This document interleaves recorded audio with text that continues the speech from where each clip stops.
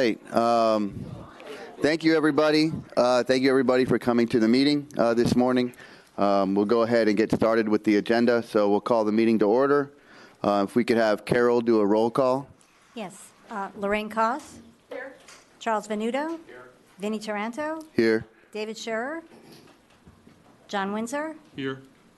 Terry Casto has asked to be excused. David Lane. Here. Laura Lee Thompson. Here. Stephanie Ely. Kimberly Newton. Here. Courtney Barker has asked to be excused as well. Todd Swingle. Here. Susan Hodgers. Here. Dennis Basil.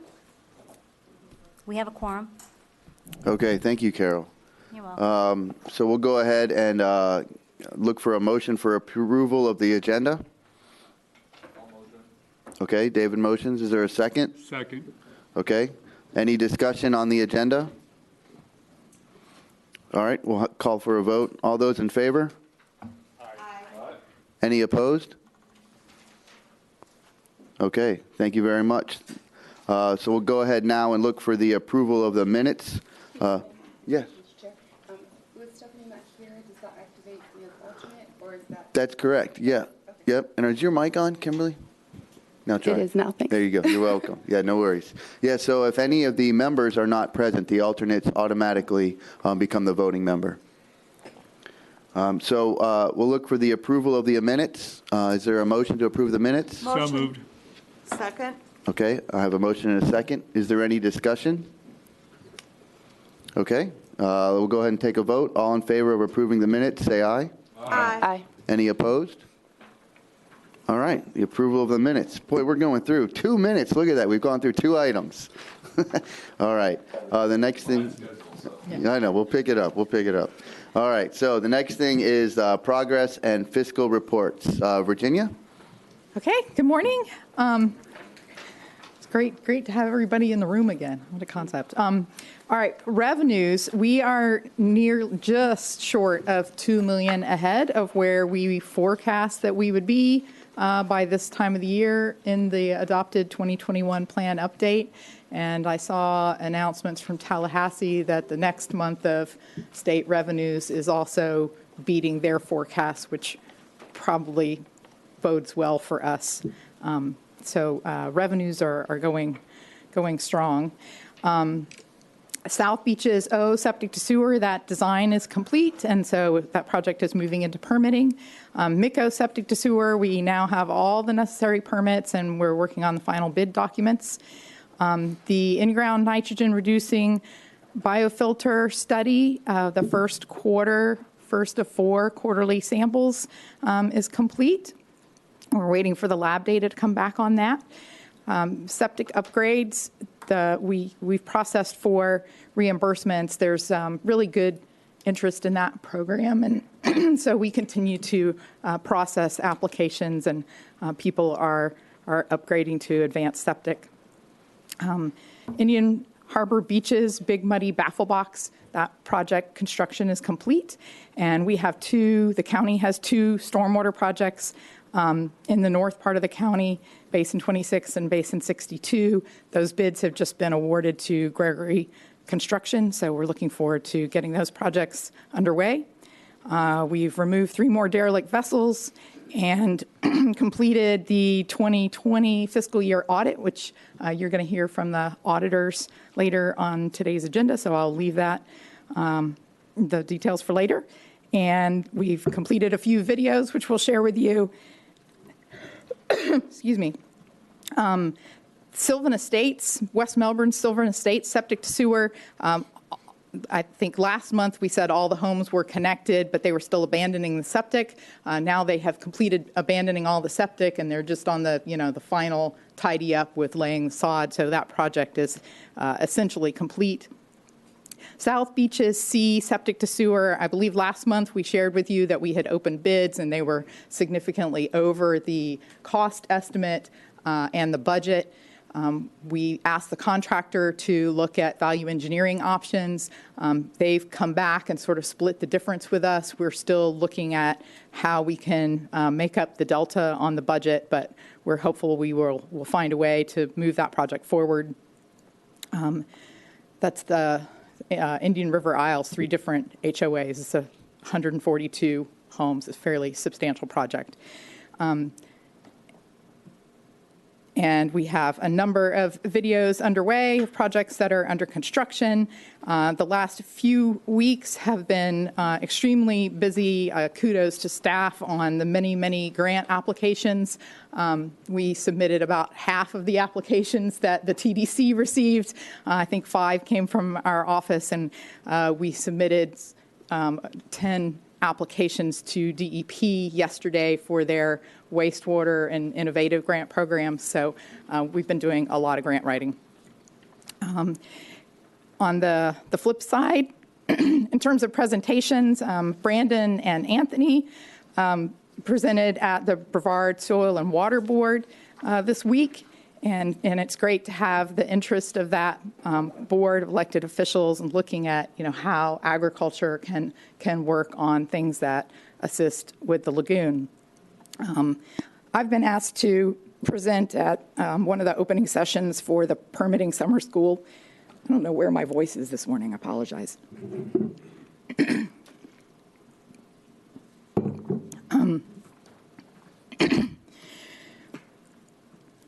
On the Stormwater Technical Advisory Committee, the work of Senator Mayfield's Clean Waterways Act related to stormwater regulation changes for the state of Florida. I'm looking forward to that next week. And based on the presentation that I was asked to give to the Indian River Lagoon Council that was discussed at the last meeting, the Sewell's Point City Commission city manager asked me to come present a similar presentation to their city council. I wanted to point out under upcoming science forums and public events, the second item there is Fish and Wildlife is holding an aquatic habitat workshop. This is really in response to the manatee issues, especially in the Indian River Lagoon. And that is not open to the public. It's a closed event, but I wanted you all to know that the agencies are, really digging into that problem and what can be done about it. And the Marine Resources Council is gearing up with event after event, looking at low impact development and how to further that option along the lagoon. We have an issue at Kelly Park, that shoreline. Keep Brevard Beautiful did a cleanup there last weekend. We continue to try to work with the agencies to try to get permits to do some sort of algae removal for that area that is currently suffering. And I think that's everything I wanted to highlight. Okay, thank you, Virginia. Does anybody have any questions? Dr. Windsor? Yeah, I wanted to point out, you left this magazine for us, and it's an excellent centerfold. No, it actually doesn't fold. It's a nice drawing of the Indian River Lagoon, what causes pollution. If people haven't seen it, it's a nice summary. Nothing we'll put up on our walls. It actually would be nice up on the wall someplace. Yeah. Yeah, it looks nice. All right. Yeah, if I can just add, so the left side is projects that we are doing, that local governments, agencies, bigger organizations are doing, and the right side is really all of the things that individuals and homeowners can do. Okay, that's great. And Virginia, where can people get this Brevard Delivers? Libraries, probably downstairs at the entrance to the Government Center, Building C. Various county facilities. So it's the county's annual plan document. Okay. Yes, Laura Lee. Is it, I'm sure it's electronic, is it something that the cities can link to? A digital version? A digital version? Of the entire thing or Of the this map natural thing. resources part? We can definitely share our portion. I think the city of Titusville would probably like to link to it. They're We were thinking it would make a really nice placemat at restaurants. Hey, if you print it, we'll put it out. Okay, so it's called Brevard Delivers, and it's available different county places and the library. And can we put it, maybe a digital version on the website, on the SOAR website? Just that map. Okay, and share it through Yes. Facebook. Okay, great. Good, thank you. Any other questions for Virginia? So why not as placemats? Why not? I mean, we have marketing dollars. I mean, in reality, how do you that's a place to reach a lot of people. I know it sounds off the wall, but it's like. Especially that if might you not did be it that in expensive. multiple restaurants. Yeah, Like, absolutely. just There's more than one restaurant in kill Titusville? World Joking famous. for all those who do have. I don't know. I think outside the box creative marketing ideas like that are really something to help try to reach more people that could be a really good part of what we do. So, sorry. No, Todd, I have a closet full of concert T-shirts. I paid to go to the concert, and I bought the T-shirt. I mean, merchandising is a huge thing, and I couldn't agree more. I think it'd be great. Placemats, napkins, handkerchiefs, wherever we can get it. Well, it's stunning out in the community how many people have no clue what we're doing. Zero clue. Zero. I think this is a great idea. I mean, and if we could get them into a bunch of restaurants, restaurants that the locals go to, you wouldn't want to focus just on restaurants that are mostly dominated by tourists, but the small local restaurants, I think it'd be huge. But you don't want to assume that this is getting to the science staff at the school board too. This would be a great addendum to any, Lagoon instruction. David, is your microphone on? I just want to make sure everybody can hear you. Everybody hears me? Well, not our 13 viewers online. They can't hear you. So, I've never been accused of being quiet. okay, thank you. Virginia, too, I was thinking maybe for the merchandising side, obviously reaching out to the cities or school board, we could do that, but maybe MTN and their Lagoon Loyal program, maybe they could do something with the merchandising there, since they're already reaching out to different people in the community. Mm-hmm. All right, good discussion. Anyone else have any other questions for Virginia? Okay, I have just two, Virginia. The septic upgrades that you talked about where 4 reimbursements are processed. Again, how can people apply for those? They received something in the mail, right? Just trying to get the word out about that. Yeah, so we sent something in the mail to the priority applicants. In this year's plan update, we expanded that program to a pro rata share for anyone who is interested.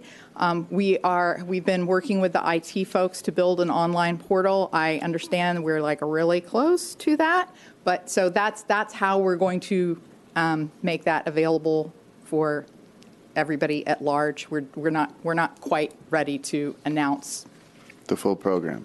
Okay, but if you're in a priority zone, check your mail. Yes. Okay. And then the last question I had was the South Central C septic to sewer. So the bid price is reduced, we're still over budget. If we end up with the lowest being over budget, then that will then come back to us as a request for an increase? It could. We're looking at other options.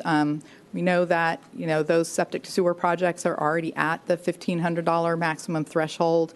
The 10% contingency isn't enough to solve the problem. So we really have to find some other options. And I have proposed that the American Rescue Plan funding that is allowed to be used for sewer infrastructure would be a potential solution. The board is going to take up the conversation. The county commission is going to take up the conversation of how they want to allocate those ARPA funds at Tuesday's meeting. So Okay. That may be our solution. So we'll find out more after Tuesday. Okay, thank you. Okay, that was all that I had. So now I think we're going to go to the graph from Crystal.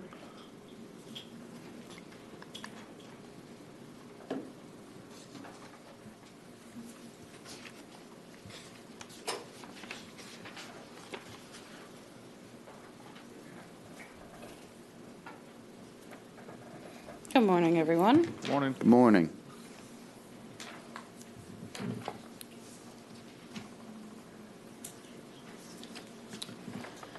We have updated the graph to be on portrait rather than landscape so we can see more information. Where are we at right now? Since conception, we have reached 202 million for our revenue. And out of that, this last portion was just over 4 million. And for this year, we're at 29.8 million. And if you look between the projected EDR versus our actuals, we're also above projected at a little over 2 million. Our current expenditures are right at 7.7 million and growing every day. And we've got 27.4 million in since conception in expenditures. Any questions? That's all I've got. Okay, Crystal, thank you very much. All right, so now we'll move into the other reports and special presentations. We're going to start with a audit report from Jill Reyes and Laura Manlove. Did I say that right? Great. Buy the T-shirt. Great job. Thank you. Good morning. I'm Jill Reyes, and I'm from RSM. I am a director. We are part of the Brevard County Internal Audit function. We've been serving the county's internal audit for quite some time. And we have been here since day one, 2016, when the referendum was passed. As you know, part of the referendum is that an audit is performed. Because the county gets an annual financial statement audit, where the Lagoon funds roll up into that, what we do is an internal audit, which not only focuses on the dollars, but also looks at the contracting and the processes that natural resource management takes as you spend the funds. And then each year when you update the project plan, we incorporate that into the process as well to make sure that the system is being updated for those new projects and budgets. So I would like to introduce to you today Laura Manlove, who is, I will say, my partner in fun, since we are in a public meeting. And we are, again, I think this is like our 5th or 6th report to the committee. So she'll go through the details of our scope of work today and the results of our testing. I would like to take a minute to thank Virginia and her team in the Natural Resource Management Office for always being gracious as we come in and audit them. I'm sure you realize it's never something anybody wants to hear when they come in the morning. And then also our team, Nick and Craig, who you guys may see and have been probably seeing online for the last 18 months, attending your meetings every month, just so that we keep abreast of what's happening, not only with the committee, but with our lagoon. So thank you all for having us here today. Yeah, I'm happy to be joining the team. So thank you for letting me come to your meeting today and present to you all as well. I think Crystal and Virginia feel audited, so we're here to provide you the results of our audit. I'm just going to skip through here very quickly. We have summarized on our one-page executive summary here. I'm going to draw your eyes to where you probably already went, the bottom left-hand corner. We have 2 green checks, which means we had no material audit findings, which is fantastic and quite a testament, especially considering the number of dollars that flow through this function. This is quite impressive. Our testing focused on the collections and also the expenditures, and as Jill mentioned, the processes, approvals, reconciliations, all the steps that take place to get those dollars out the door into the right places. I'm going to skip through the rest of this front section here. It's a lot of background information that this committee is very familiar with, and I'm going to bring you here to page 8. This is the objective. It's kind of small on this little TV over there, but the objectives and approach section of our report, I wanted to mention today we did quite a significant sample size in our testing. This bullet point right here, we tested 20 out of 107 active projects during our scope period, which represented about 2.8 million out of the $3 million worth of spending. So this is about a 91% coverage of our sample. Oh, thank you. You get another green check. And then In terms of collections, we tested 4 out of the 6 months during our scope period, which represents about 58% of total collections. So we certainly weren't shy about testing this round. We hit it hard, we hit it heavy. We understand that the commission and the audit committee do want to ensure that this function is transparent and audited, and you all feel comfortable that the revenues and expenditures that you're overseeing and monitoring are accurate and reported to you accurately. So I'm happy to answer any questions that you may have. All right. Are there any questions for the audit? Thank you all. All right. Oh, Virginia, please, yes. Do you have that other page with? I do, if I can figure out where it went. I'm sorry. I think it's this one.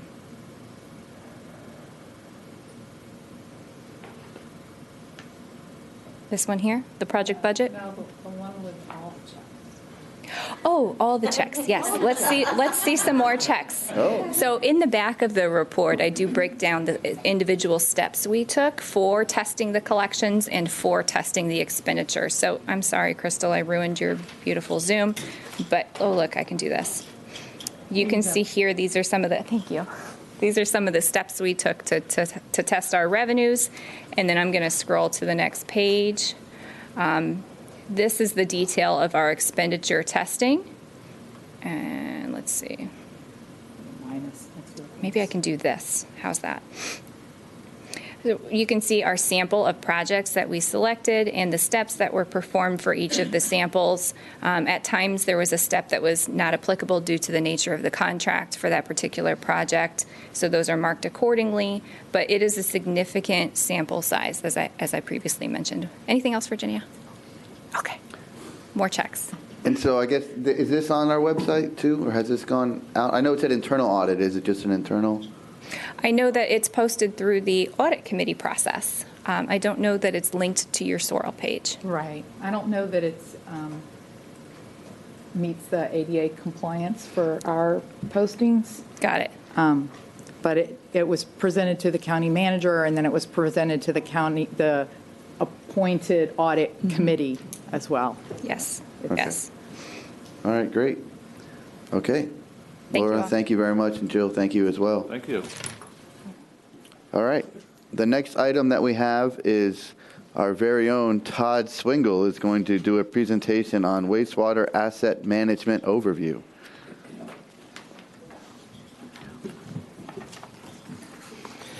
Good morning. Good morning, Todd. Nice to be here in front of this esteemed group. I am excited to be here because this represents an intersection of my two worlds, both my work life as a leader of a large utility, but then also serving on this committee and living in this community as well. This presentation is a presentation that I gave to Senator Mayfield's committee when the Clean Water Waste bill was being evaluated. So it's that same type of information where we as wastewater utilities were very much advocating for the asset management approaches that Senator Mayfield, that were ultimately adopted in Senator Mayfield's bill. But what I wanted to talk to you about today, and the conversation that we had with her committee, was also about the complexities that exist and diving into those a little bit and some of what you see in the different areas that we tackle here as a committee. So I'll start with just, obviously, you know, I live here, I serve on this committee, but just a little bit about me separately is that I am the executive director of the Toho Water Authority. I also serve on the board for the FWEA, which is the Florida Water Environment Association Utility Council, which is a representative of, or which is an organization that represents 70 utilities across Florida. And serves a total population of about 9 million people. And that was 2 years old, so that's grown. But we represent some of the largest utilities around that serve a significant portion of Florida's population. The mission of that organization is to achieve sound public health and environmental goals in an efficient and cost-effective manner, and reduction and elimination of water pollution in Florida.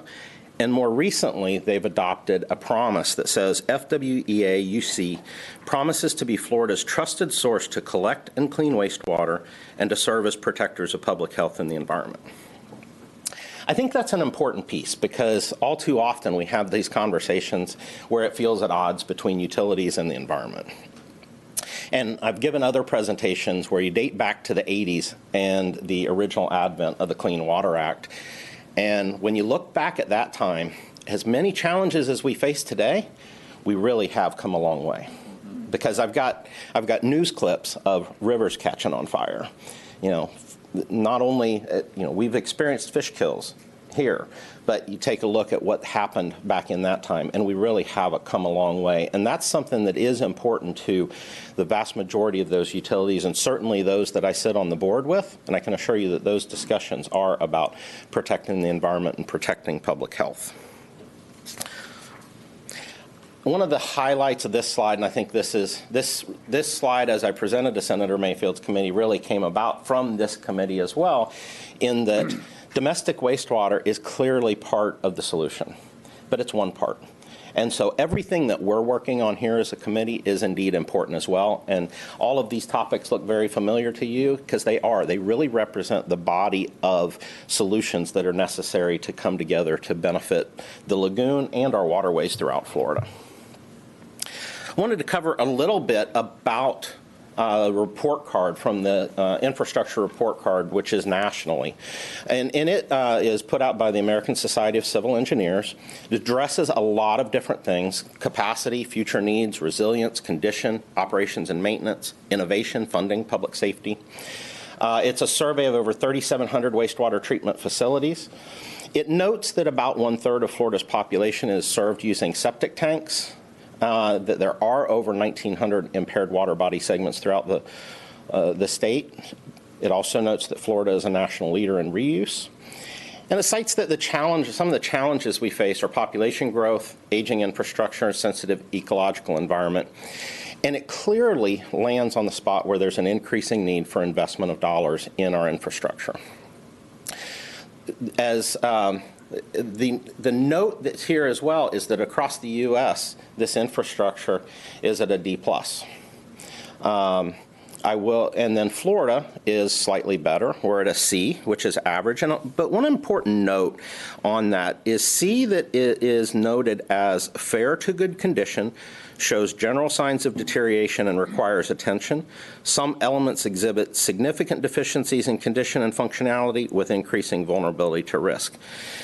When you get down into the D and F, that's where systems are failing. So as much as a C is not where we'd like to be, it also is reflective that we're at a place where most of the systems are functional, they're in fair to good condition, but it certainly emphasizes the need that now is the time to prioritize, that we have to be moving forward as communities across the state. One thing that I'll note too is that anytime you assign a grade like this, it's often challenging because it's a grade. If I assign a grade to you when each one of you were in school, maybe it was a B, maybe it was a C, whatever it is, but I'm sure there was some on each side of that. So that's one important note as well, is that as we look at grades like this that apply to the sector as a whole, that there's utilities that are doing fabulous, and there's other utilities that have real crisis situations at hand. And so one of the things you'll hear throughout my conversation is that we need to focus on the specifics, and we need the flexibility, and we need to be pointed in where we look at improvements to ensure that we're addressing the problems, but we're addressing them cost effectively as well. A little bit about the organization that I manage. It's the Toho Water Authority. We serve just over 110,000 connections. I'll give you some updated numbers because, like much of the rest of Florida, our wastewater assets are growing. So we operate 958 miles of gravity mains, 340 miles of force mains. We're now up to over 24,000 manholes, 462 lift stations, and just north of 2,000 valves. Those valves are very important too because those are one of the things that if there is ever a break, and there will be on occasion, being able to respond quickly to make sure that any damage is mitigated as quickly as possible and that any loss of sewage is kept to a minimum. One of the things that I think is important for us to highlight is that utility management is a balancing act. Any utilities that are installed, they're going to be great the day they're installed. It's 30, 40, 50, 70, 100 years down the road.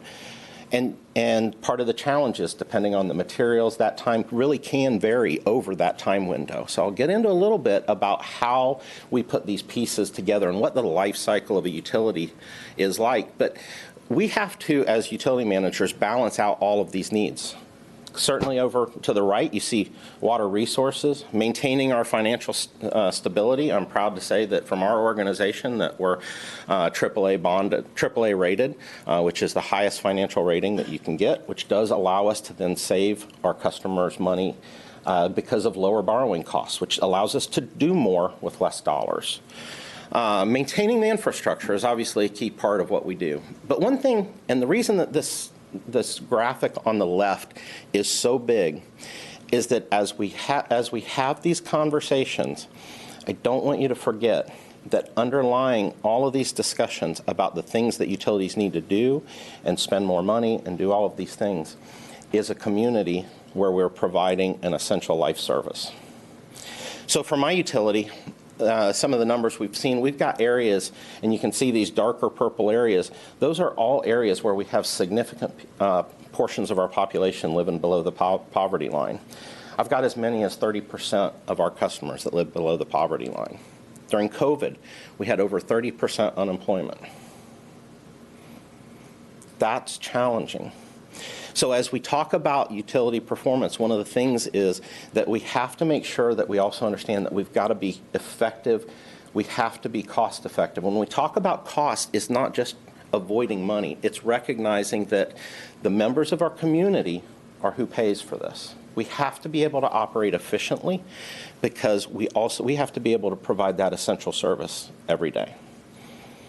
And so striking that balancing act, whether it's in legislation or regulations or the day-to-day decisions that we make, is an absolutely critical part of what we do. The asset planning challenge. So every planning year is different. We have growth trends that change, system acquisitions and mergers. Asset life cycles vary. I have systems that I put in place that I need to replace them in 5 years. I have other systems in place that I may not need to touch for 70 years for replacement. We have major projects. We build a brand new treatment plant, and we've got maintenance activities, and we have replacement activities within that need to occur in 5 and 10 years. But then at 30 or 50, we may have major upgrades that need to occur. Think about your own financial planning of planning for a roof replacement at your house or planning for those major activities, and think of how tough those are. It's the same type of thing that utilities go through, but on a many multiplied scale of managing for massive spikes in expenditures that have to occur when these big systems need done. That's where asset management comes into play, because planning over the long run is very important. But as we think about politics, as we think about management of these systems, recognizing that you've got to put away cash for that rainy day becomes a tough discussion. And so it's one that we as citizens, that we as ratepayers need to understand. We need to demand accountability from our utilities that our money is being spent wisely, but we also need to recognize that in order to maintain rates stable, we have to also put away money for those big expenditures that are going to occur. And many of those big expenditures are the ones that are priorities to this group, that are upgrading those wastewater plants, that are upgrading massive force mains or underground infrastructure. This chart at the right that you see shows Toho's growth in utilities, and you can see that there's a tenfold variation in asset contributions, and that's tied to different growth phases that have occurred within our community. And you see that. You see that major fall off in the 2008, 9, 10 timeframe. That was our economic slowdown. So guess what? When I'm planning for investments, I have significant infrastructure that I've got to plan for that spike, because those things are going to happen. Those things are going to start to fail at that time, but then I may have years where I don't have anything failing. And so that investment variability is a key part of why asset management is so important. The keys to asset management planning success is that it's goal-driven, it's forward-looking. It needs to have that very long view. If we look for the short term, we will fail. We have to look at that long-term view because assets are a major investment that their lifespan is over decades. It has to be actionable, adaptable, and documented. And that documented piece is really important to make sure that that our customers, that our citizens, that our communities can demand that accountability. And for that, we have to be able to lay out what it is we're going to do. And that is a major component of Senator Mayfield's bill, and that's moving through the regulatory development process. The life cycle consists of building, operating, maintaining, assessing, rehabilitating assets, and then there is a reaction component. There is nothing mechanical. There is nothing that doesn't have some failures occur at some point. Think of your car. Think of medicine. There are going to be issues, but how making sure that those are minimized, that they're controlled, that you respond well to those, that you learn from those is absolutely critical. I think one of the most important pieces to understand from this slide as well is that utilities' interests and the community interests are actually very well aligned on this because we do not want this center box. This center box is expensive. Very early on when I started with this organization, I had a single manhole failure. It cost $800,000. If you go back to my first slide, I have 24,000 manholes in my system. I can't afford for them to fail and go and replace them reactively. That's not good business. So I have every incentive, every desire to make sure we're planning ahead so that we don't have reactionary. And so that's part of, again, what asset management comes into play. We've done some analysis, and we find that reactive-type replacements run about 10 times the cost of proactive maintenance. But again, it's that balancing act. There's a number out there in the system with maintenance that you want about an 80-20 distribution between proactive and reactive, and that some utilities will manage at 70-30 or slightly higher. The reality is it is possible to manage for nothing, but the costs are so extreme that it goes back to that balancing act of being able to make sure that we can provide affordable service to low income as well. Some things that we're doing as an organization. Everywhere that you see on this slide that's colored are areas that we're working. We have launched a program through WIFIA. WIFIA is a major federal funding program that was launched just a couple years ago. Our organization was in the second year of the funding cycle. We have launched in excess of an $80 million project. We've actually grown that during this process to a $90 million project. About half of those monies come from federal funds but it's loan proceeds. Still very advantageous because bond costs are expensive, so it does save millions of dollars just in lower bond rates. But one of the things we are advocating for at the federal level as well, and I neglected to mention that I'm also on the board for the National Association of Clean Water Agencies, which is kind of the primary organization that works toward federal policy changes. And grants are now being discussed for wastewater and are a key part because that is actually back in the 80s when this industry really grew is how it grew so fast. And then we haven't seen that for decades. And so reinvesting to recognize both the age and the changes in environmental regulations is a very critical part. So we are advocating for those grants to be able to go in and accelerate those systems. But this is something that, as a utility, that we're tackling on our own. And so this $90 million will be spent in 5 years. Consists of assessing 75 miles of pipe and 8,500 manholes, with a focus on risk prioritization. Those systems that are the deepest, that can cause the most impact, that are the closest to waterways and critical receiving water bodies, those that we have indications of prior failures.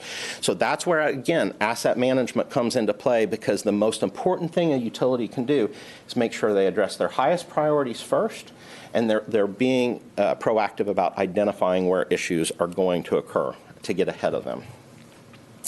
But we're not the only ones.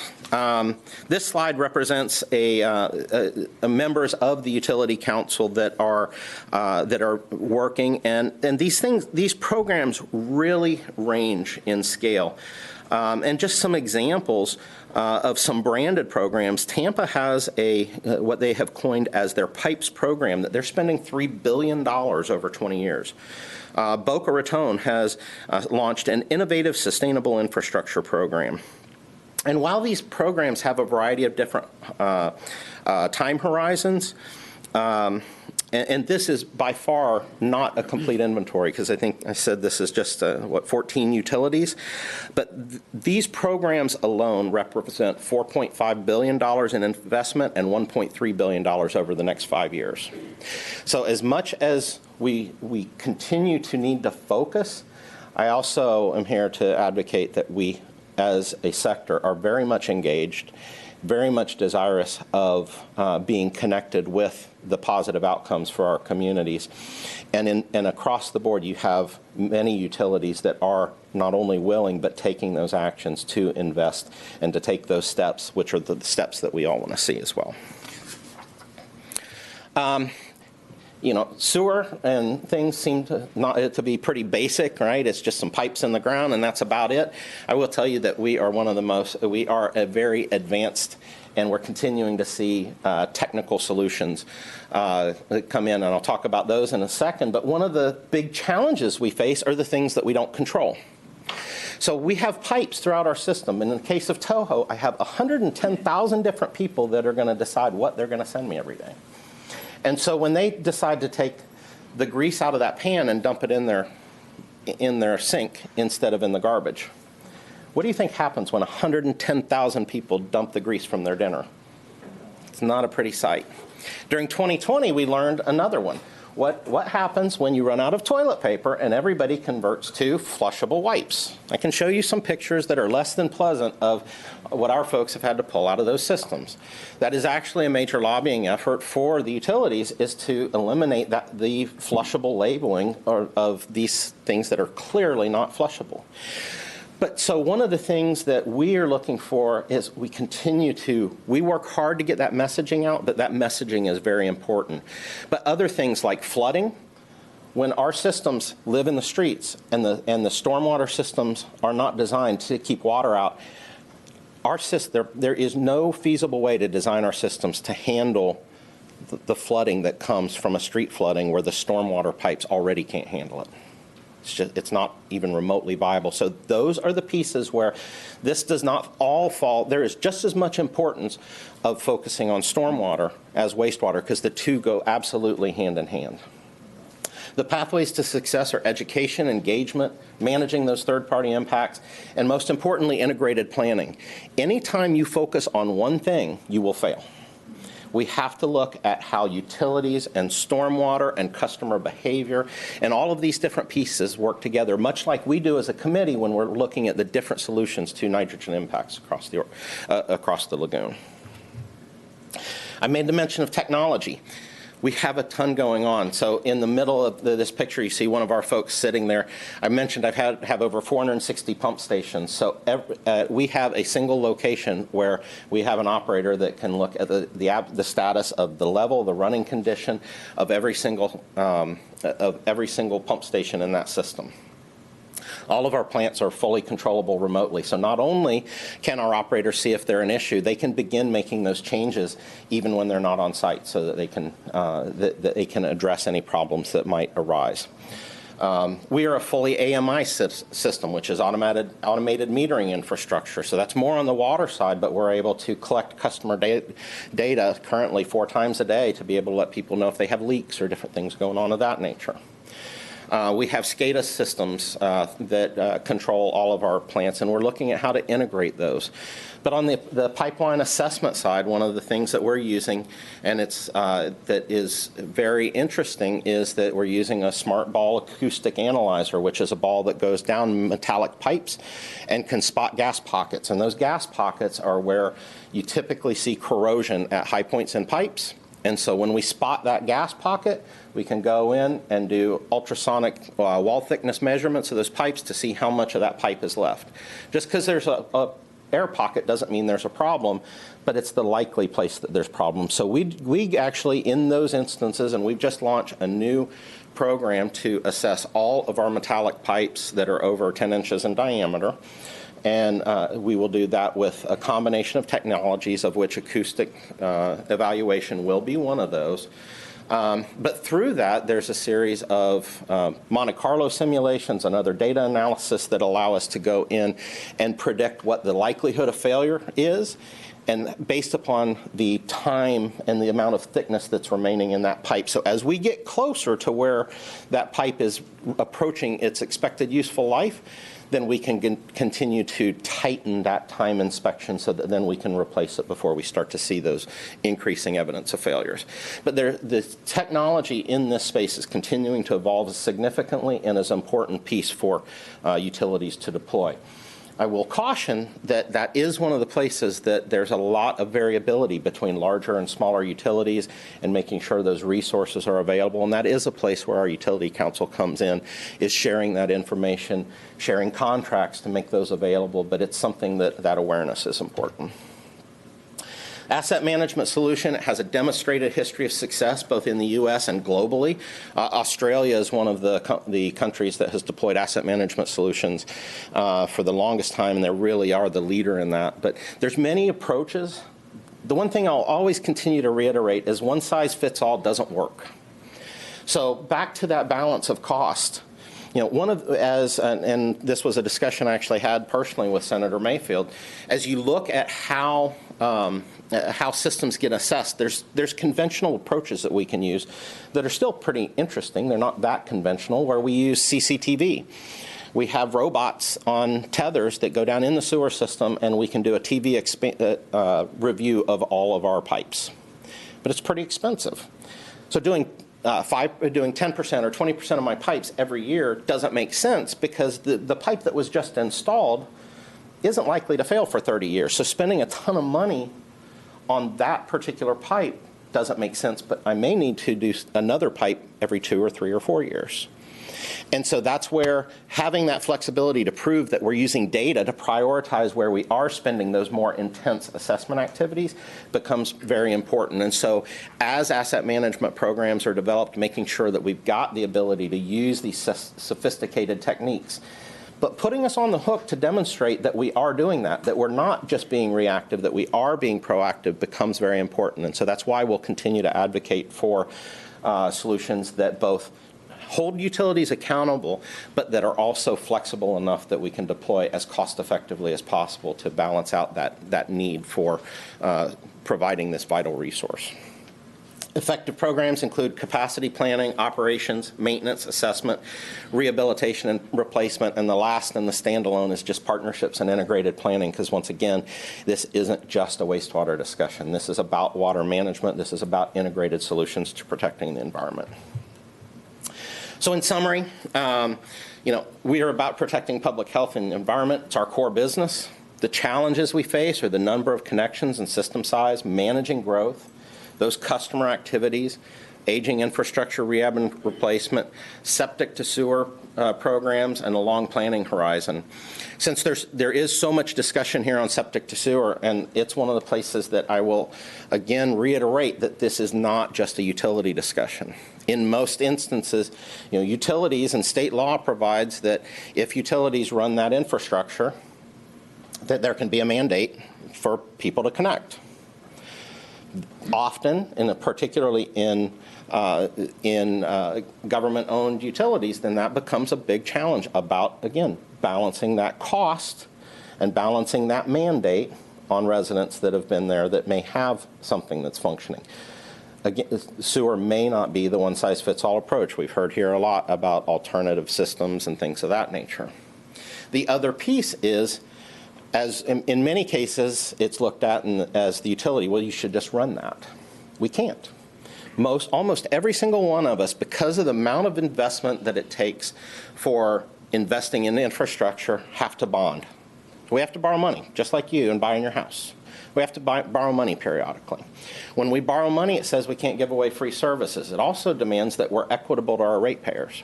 And so when we have in most systems, when a new home is built or a new customer comes on, they've provided, as part of that construction process, all that localized infrastructure. So then to go into an existing neighborhood and construct all that localized infrastructure on the backs of the ratepayers that have provided all of that as part of their own construction cannot be demonstrated as equitable. And that's why when you get into those types of systems that you look at assessments. They have to pay their own way. What utilities do bear is the cost of their interconnecting transmission systems, their treatment plants, things like that. But that localized cost is borne by the homeowners, and that's why you talk about those assessment programs. Now, we think that those are important for our utility. We recognize that they are important, and even absent all of some of the state funding, some of the grants, those absolutely play a key role, and those are often the solution to getting over that hurdle. But one of the things that we've done as an organization is recognizing that, and that when we have streets that want to add water or sewer and its existing homes, we'll offer that as a 20-year financing program over that as a tax assessment. So it gives them the ability to be handled very similarly as if they would have built their own house and it would have been rolled into their mortgage. So those are just the things. I know I haven't dove into a lot of the real nitty-gritty details, but for me, the pieces of this high-level integration is very important so that we understand really how utilities and how wastewater infrastructure fits into this bigger picture, and also what a critical role asset management plays, and what good progress Senator Mayfield's bill that was passed really does provide, because it moves the entire water sector forward, not just those large utilities that in many cases are already doing this, but it establishes those expectations. But she did a very nice job on that in giving us flexibility, but also providing adequate degrees of accountability to make sure that that sector moves forward. So with that, I'll close. I'm happy to answer any questions that you might have. Okay, yes, Stephanie. I had a question about the grading system. When you were talking about the D+ and the C, is included in that grading not just the viability of the system, but the ability to handle new customers? So is that part of that grading system? Yeah, if you look across the top, you can see it's numerous categories, and so that future need is exactly that. So it would be looking at that ability. All right. Yes, go ahead, Charles. Great job. If there was one new regulatory change that could be made, what would you suggest, or maybe the next thing we should be looking at? I think this asset management expectation is really the start of it. What I think is more important than a state level regulatory change, because I think this asset management rule provides the framework. But for me, it is really an effective level of engagement at the local utility level to make sure that that those are being implemented effectively, that there is support, and that we're emphasizing the value of planning for the future, investing in the future, that we're demanding an expectation that says, I want to see good plans that show that 20 years from now we can be operating effectively. And for me, that becomes a utility by utility, government by government discussion, because every utility is unique, and each one is going to have its own challenges and its own problems. But it's absolutely critical that that the utilities are willing to set the rates that are to be sustainable, to manage and replace their infrastructure. And they will find that and I can just speak for ourselves, the conversation I have with my board is, I don't want to be the lowest cost utility. I want to be among the most value added utilities when I look at a 20-year window. At any given point in time, I don't know, it doesn't matter as much where I stand, because I may be comparing myself against somebody that's deferring all of their maintenance and all of their activities. And so it really is the old adage of pay me now or pay me later. because from a practical standpoint, the most cost-effective, long-range approach is to have effective assessment and planning programs that allow you to have stable rates that don't shock people, that don't change dramatically over time, and that's what you see. Miami-Dade was one of those that had very, very low rates. Just 5 years ago, I think that their water and sewer bill was down under $20. It's now $50, and so that's hard for people to adapt to.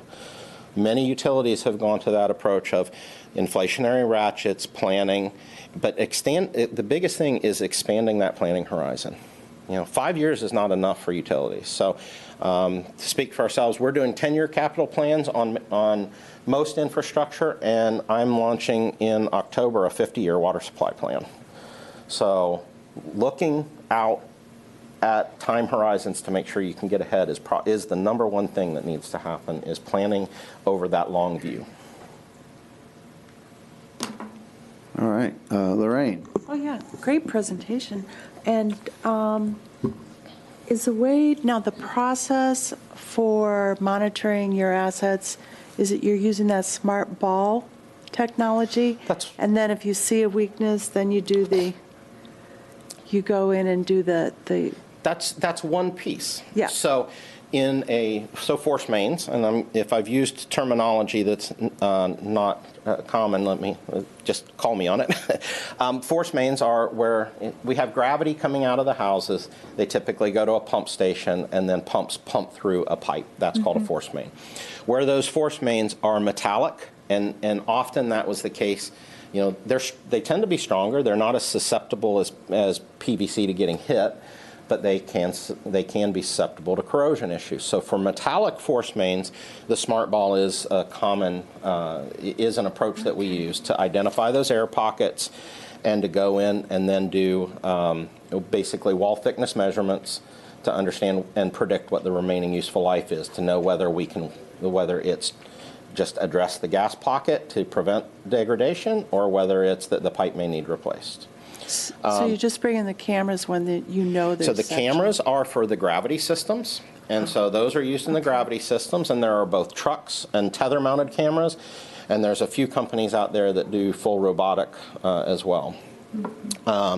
We do other systems, so one of the things that can cause failures with pipes is transient pressure surges. So when a pump kicks on, it creates what's called water hammer.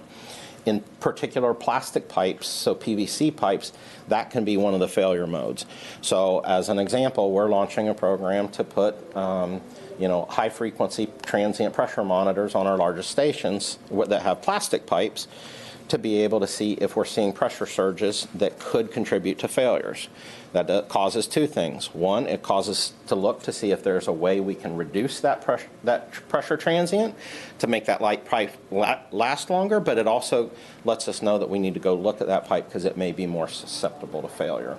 So that's one of the technical challenges is I can point you to any one technology, and there's probably a good chance it is helpful and makes sense and is valuable, and it will be a small fraction of the techniques that you need to use because of the various elements that you have in the system, the different ways things can fail, and that's where the complexity of this comes into play.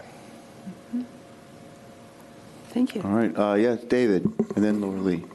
Todd, you had mentioned that you had a significant poverty or below poverty demographic. What is your typical or maybe an average assessment fee for tie-ins, and is that number useful for anything as an average? So when you say for like a new construction? Well, you tell me.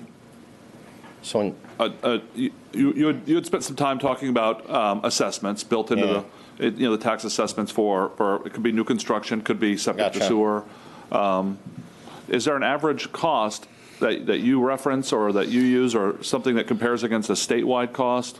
It's highly variable. So there's a couple different things. So most utilities charge what is either an impact fee or a system development charge. That goes to those system-wide improvements, so treatment plants, major transmission infrastructure, things of that nature. We are somewhere in the neighborhood of, I think, between $5,000 and $6,000 on that for combined water and sewer. Where there is then that localized infrastructure, it is the cost that it takes to put that in place, and so that can be highly variable. I do have a system that we acquired that was constructed with roads and platted lots and no infrastructure. We're in the process right now of launching a major initiative to push water and sewer through there. Our estimate on those lots is a little over $18,000 per lot to get water and sewer infrastructure to each of those lots. And so it really depends. It depends, but it's also a piece where partnerships come into place. Because, for instance, if you're able to time that at the same time that the road gets redone, then and those road costs continue to be borne by the public works, then that can significantly reduce. Because oftentimes the cost of putting infrastructure in, the actual infrastructure is only a piece of that. It's all of the other restoration and other impacts that make a difference. So that's, again, where those partnerships come into play. Because if you can time and share that burden of those costs between the utility and between the road side because there is benefit to the public works side. If you can, the better that you can align those, the more cost effective you are for everyone, for the government, for the public, for everyone. To homeowners who are tying in, and new construction, I don't know if that's an impact fee up front or if they can build that into their water bill. I guess I'm trying to figure out. So let me add a little more. So all of those are typically for new construction, new connections. Mm-hmm. Often that is new construction. On occasion, it may be an existing home where they don't have centralized infrastructure and you're bringing those through. From a utility perspective, those are both new, and so those types of costs to extend and manage that additional load on the system are those types of costs. Mm-hmm. When there is a home that's already connected and someone moves out and someone else moves in, it's a much lower cost, obviously. It's, initiation of service and those, $50. And, sure. Mm-hmm. And in a... or in a subdivision where all of those impact fees have already been paid as part of the development services, and they're just paying for a meter. The meter costs a couple $100, and so it really is based upon the specific conditions. Now, in most instances, if it's a new home being constructed, then that's typically factored into the sales price of the lot, and it ends up being in their mortgage. What's your ratio of sewer to septic in your water district, or in your district? So we are an independent utility, so from a practical standpoint, there are other places that we don't serve as well, but within ours, I think, I'd have to look at our total counts. I think we're upwards, I think we've only got about between 5,000 and 10,000 accounts that are on septic, that have our water. But I'd have to look at the specifics on that. Okay. All right, thank you. Laura Lee? Do coastal communities, does their infrastructure tend to not last as long as like the infrastructure where you are in the central, where you're working with freshwater lakes and freshwater groundwater? Do the coastal communities, are they impacted by saltwater intrusion? Does their stuff tend to break down quicker than the inland communities? Yeah, that's another one where it's going to be very specific, so I don't have that information. But certainly there are conditions that can cause more premature failure. So, and we can have some of those just with corrosive soil conditions and things like that. But that's the type of thing that, I don't know that answer because that is very utility specific, but that's the type of thing where asset management comes into play, because regardless of what your conditions are, the important piece is that you are using your data and your failure rates and your expected useful life for your utility to plan out your replacement cycles. Is it possible that corrosive conditions could cause premature failure of pipes? Absolutely. Is it something that in material selection, in monitoring, that you need to adapt to that? Absolutely. That's where asset management comes into play. And so, yeah, for me, that's what it really translates into, that everything is utility specific. And even for us, we can't just plan on a single lifespan for anything. That's why at some point you've got to still periodically inspect, understand if there's any unique conditions, and on an asset-by-asset basis, we use a term that is called remaining useful life. And so we have expected useful life and remaining useful life. If a pipe is expected useful life is at 70 years, then somewhere through that process, well before 70 years, start assessing it. And at that point, calculate remaining useful life. We may find we have pristine conditions and that 70 years really should have been 100. Great. We may find that that 70 years is 50.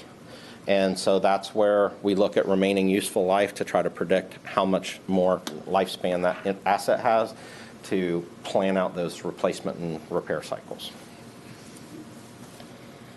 Okay. Any other questions for Todd? All right, Todd, thank you so much. Thank you, Todd. So before we have Danny come up, is there an interest in taking a 5-minute break? Yes? Take a 5-minute break? All right, why don't we go ahead and we'll take a 5-minute break.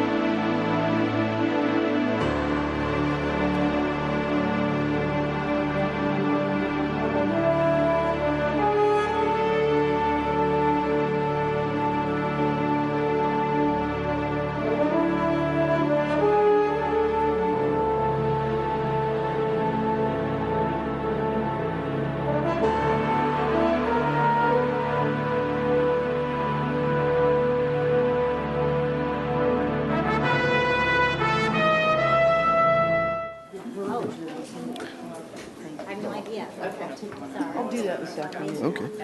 I'll copy you. Okay.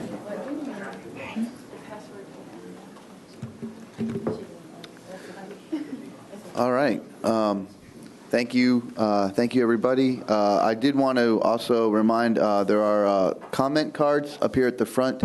So for public comment later, please fill out a comment card. And now we'll go ahead and we will start with our presentation by Danny at the City of Melbourne for their Baffle Box program.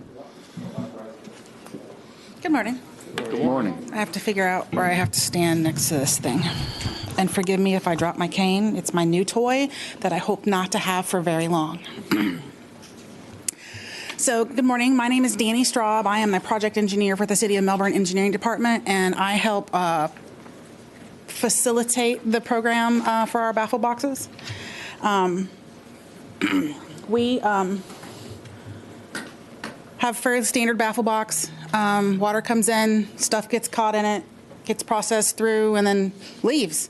You would be amazed at the stuff that we catch in these Baffle boxes. City currently has lots of Baffle boxes in the works and in the process. So we maintain 15 of them currently. We've got 3 that were installed as part of a program with the county back in the day that were first generation that we have retrofitted to have bold and gold and baskets in them. We've got 2 others that we're working on getting retrofitted, and then we've got 6 under design at the moment, and 5 or 6 in the works to, they're almost in design. We're in the pre-planning stages. Oops, that was supposed to go a while ago. These are some photos of our last Baffle box that was installed. This is the Thrush Drive Baffle box that you guys helped fund. They're not small. Melbourne is known for not small boxes. We put a small box in. I confused my contractor. In fact, I confused him at the pre-construction meeting for this one because I said this was a small box. He asked the question during the RFQ process, so what do you mean small box? Like a mailbox for the construction site? I go, no, this is just not a very big Baffle box for us. And he looked at me, and I go, yeah, I know. It's big, but not humongous. This is some drone footage of setting of the box, so it just gives you some perspective on how big this box is. This box is installed in a basin of about 480 acres. It's at what was the end of a pipe run, an open conveyance ditch to a mitered end section that then piped it continual piping into other sections of dicks. We removed the mitered end section at the end, extended the pipes to the box, and then put it a few sections of pipe on the end of the box. That's pretty our traditional method when we go in a ditch section. That allows us to control the water going in and out of the box so that we make sure that we have nice laminar flow as it goes through, so we don't have too much trauma with collecting or causing erosion of the bank as it's trying to go into the box. I'm just going to play. So that's just the construction side of the day of the installation. So, there we go. Our maintenance operations is a relatively new program for us because we didn't install our first box until the spring of 2015. So when we started the process, we're like, okay, we're going to put one of these things in the ground. Now what do we do with said thing? So it was like having to work with our maintenance crews to come up with a plan on how are we going to do that. So our first part is we did a lot of training. So we had our vendor come to the classroom. They had some scaled models so we could watch the water flow through the system. We could see where the particulates were going to get caught. We talked about, if you see this kind of debris in this chamber, in the third chamber, then there's something going on in the first and second chamber that we need to make sure that we look at. Our vendor also came out on site and we helped us do on-site inspections and cleaning to make sure that, they could help the guys in the field. So well, why does this thing not move like it's supposed to? Oh, well, you need to make sure that you check for sticks and leaves and other debris that catch in the rails so that they can make sure that they know what they're looking for. We also had to come up with an operational schedule for them to come out and inspect them. I made this lovely schedule. I spent a week on it, and they went, no, that's stupid. We don't like it. So they go out once a month. It doesn't matter if the box catches 3 leaves or 300 leaves. They're out there once a month to check them. We also check them prior to any major storm events because these are, and most of them in our major waterways that allow the water to go from point A to point B, and we want to make sure we don't have any flooding issues because they're impacted prior to the storm. We had to create, as part of our O&M process, an inspection form. We had to give them some instructions on how to fill these out, because as intuitive as the engineer is, sometimes it's not as intuitive out in the field. So we had discussions on what needs to go where. So once a month, I get a report from my staff with notes from the field and pictures of each of those boxes. So they provide pictures of us so we can maintain and we can double check to say, what are we really catching here? Because it may be something we need to look at other maintenance issues that need to happen upstream if we're catching a lot of, say, one type of material. We find all sorts of weird stuff. We find basketballs, we find plastic bottles, we find leaves. This is the same basket, empty and clean. Sometimes it's just trash material. Sometimes it's just all oak leaves. Oak leaves are the bane of my existence because they are just slightly bigger than the diamond cut mesh that's in the basket, so we want to catch them, but they're the perfect size to cover those little holes. So then you have a basket that only has oak leaves in it, so there's not a lot of by weight or by volume material, but the water can't get through it because they're all closed off because all of those little holes. So we work with our guys to figure out what's the best way to get as many of those out each cleaning cycle, or do we need to look at more street sweeping upstream of it during certain times of the year because we're having a large leaf shed and we need to make sure we catch those before they get into the waterway. That is the debris out of each side of the Baffle box at Cliff Creek that you guys helped fund. That's just one side. We catch a lot of material out of that Baffle box. Last year we collected roughly 53 cubic yards of material out of our Baffle boxes. As of end of June, we're already at 65 cubic yards of material, and that box went online at the middle of the year last year. One box? Oh, that's for all of our boxes. 63 now? We're at 63 now, and for 2021. You know, we use our vac trucks to suck the material out of the boxes. Lots of vegetation. We also, on occasion, catch some amphibians. You got to love alligators. The Bell boxes over off of Sarno and Bell have reptiles. They're not amphibians, they're reptiles, sorry. No, they're amphibians. I'm an engineer. They're animals that we play with nicely. But this box has a tendency, because it's right off the Ogallie River, to have alligators in it. So we have alligators regularly in this box. We keep an eye on them. We leave them alone. We'll go, okay, you're here today, and we will leave and come back another day. So we don't mess with them during the process. But we do make sure that we keep an eye on them, and if they start to become aggressive, we talk to Game and Fish on what we need to do. But we've got a mama gator that's been here since this box was installed that has routinely had little guys that like to live there. The water's clean once it goes through the Bold and Gold filter, and the fish really like to live in it, and there's no way to keep the fish out of it. This is the Bell boxes. They're sister boxes. They're in a double pipe run that comes out of the Exora neighborhood and goes right into the Bell ditch that runs into the Ogallie River. Our crews go out regularly and clean them. This is our vac truck, and as it's removing some of our lovely debris, each box has one of these galvanized or stainless steel chambers in it that collects it. The water underneath it is held out of the way by sun gates. So we have sun gates on a lot of our boxes, so that allows us to isolate the box so that if we need to pump down the box, we can. This box is the Sherwood box that's just been in operation for the last month or so, and it's collecting all sorts of good stuff out there. It's amazing what people don't think about that gets blown out of their recycling bin. Oh, it's just gone. It's not really gone. It goes somewhere.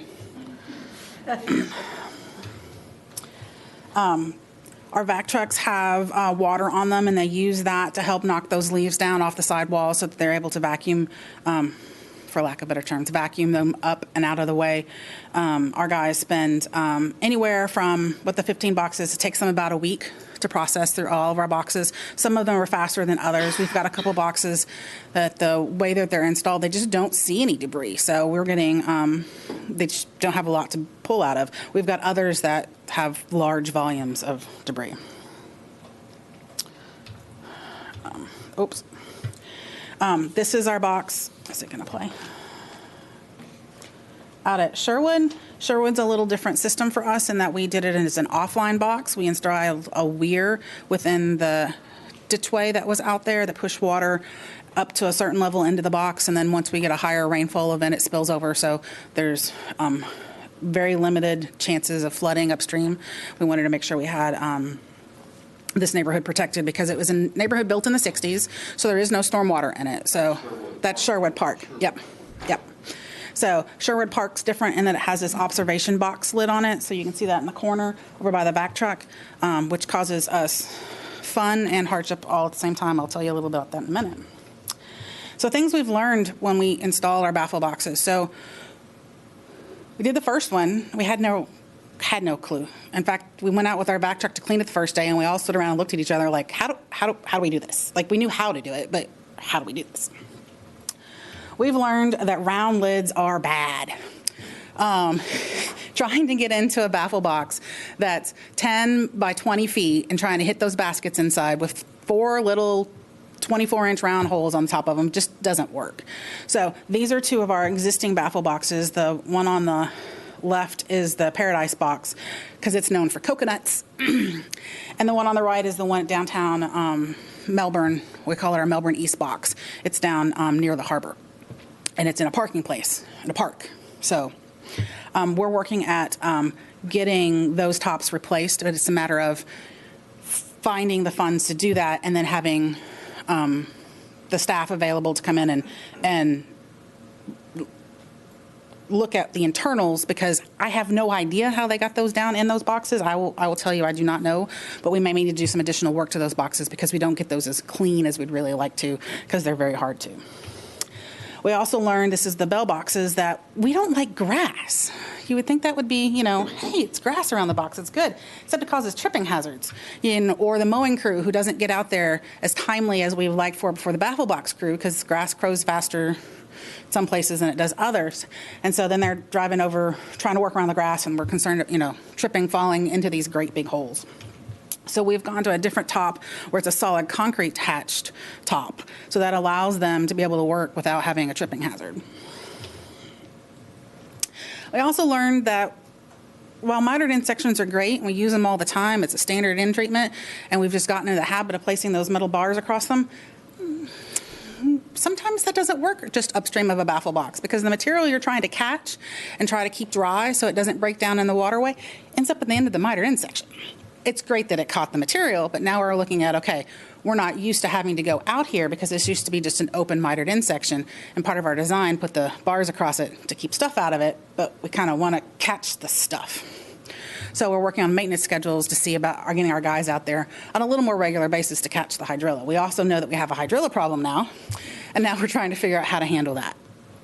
The other thing is these observation deck boxes, while they're really kind of cool, because you can see down in the box as you walk by the box, you can see what it's doing. There's not really a good way to set a tripod over it if you need to do confined entry to get into the box. Because they hatch to the side, the tripod just doesn't fit over the box. So it was a sort of a little bit of a love-hate relationship when that one went in. The other thing is tools. So the manufacturer provides us with tools to open and close the hatches. So this box is pretty easy because it's, 4 feet down. You've got a 1/4-inch ratchet that you're looking down to open up the handles, and then you use this long pole to pull them open. There are hooks on there. I'm not sure why he didn't use the hooks, but he's found that that's less efficient, so maybe we need bigger hooks. But I've got 3 boxes that are going to be 20 feet deep. I'm not quite sure that I could take a PVC pole and hit a 1/4-inch nut 20 feet deep. So we're working with the manufacturer on, okay, so what's the better way for us to be able to open and close these hatches so that we can get in and maintain them as we need. And then we've come across some things we're going to need in the future. So we're going to need some new equipment. And I know it kind of sounds silly, but selfie sticks are something that, with our use of cell phones today to take pictures, is important for our guys so they can stick their phone or their device or whatever it is down in there, take some pictures so we can see what the inside of these boxes are doing, so we can make sure that we don't have any rust problems, we don't have any material stuck in rails. We also need some flexible suction tubes to hit on the end of our back truck, because hard metal tubes mean you can only vacuum in one spot. With some flexible tubing, we'll be able to get into the corners a little better. We've also got some safety upgrades. We're going to need some new confined entry equipment that we didn't prepare for originally because, well, our boxes are getting bigger and bigger. Hatches are getting bigger. So we've got to be able to attach and get into those boxes a little easier than we had planned for. We also got new tops that we're going to have to put in. We've got boxes that have round tops that need new tops. We've got grassed areas that we need to provide some concrete around for safety. And so we're working on those. We're also going to need some more personnel. And a little different than what you think about normal personnel is we don't need more people to clean the boxes. Well, I don't think we need more people to clean the boxes. The boys think they need more people.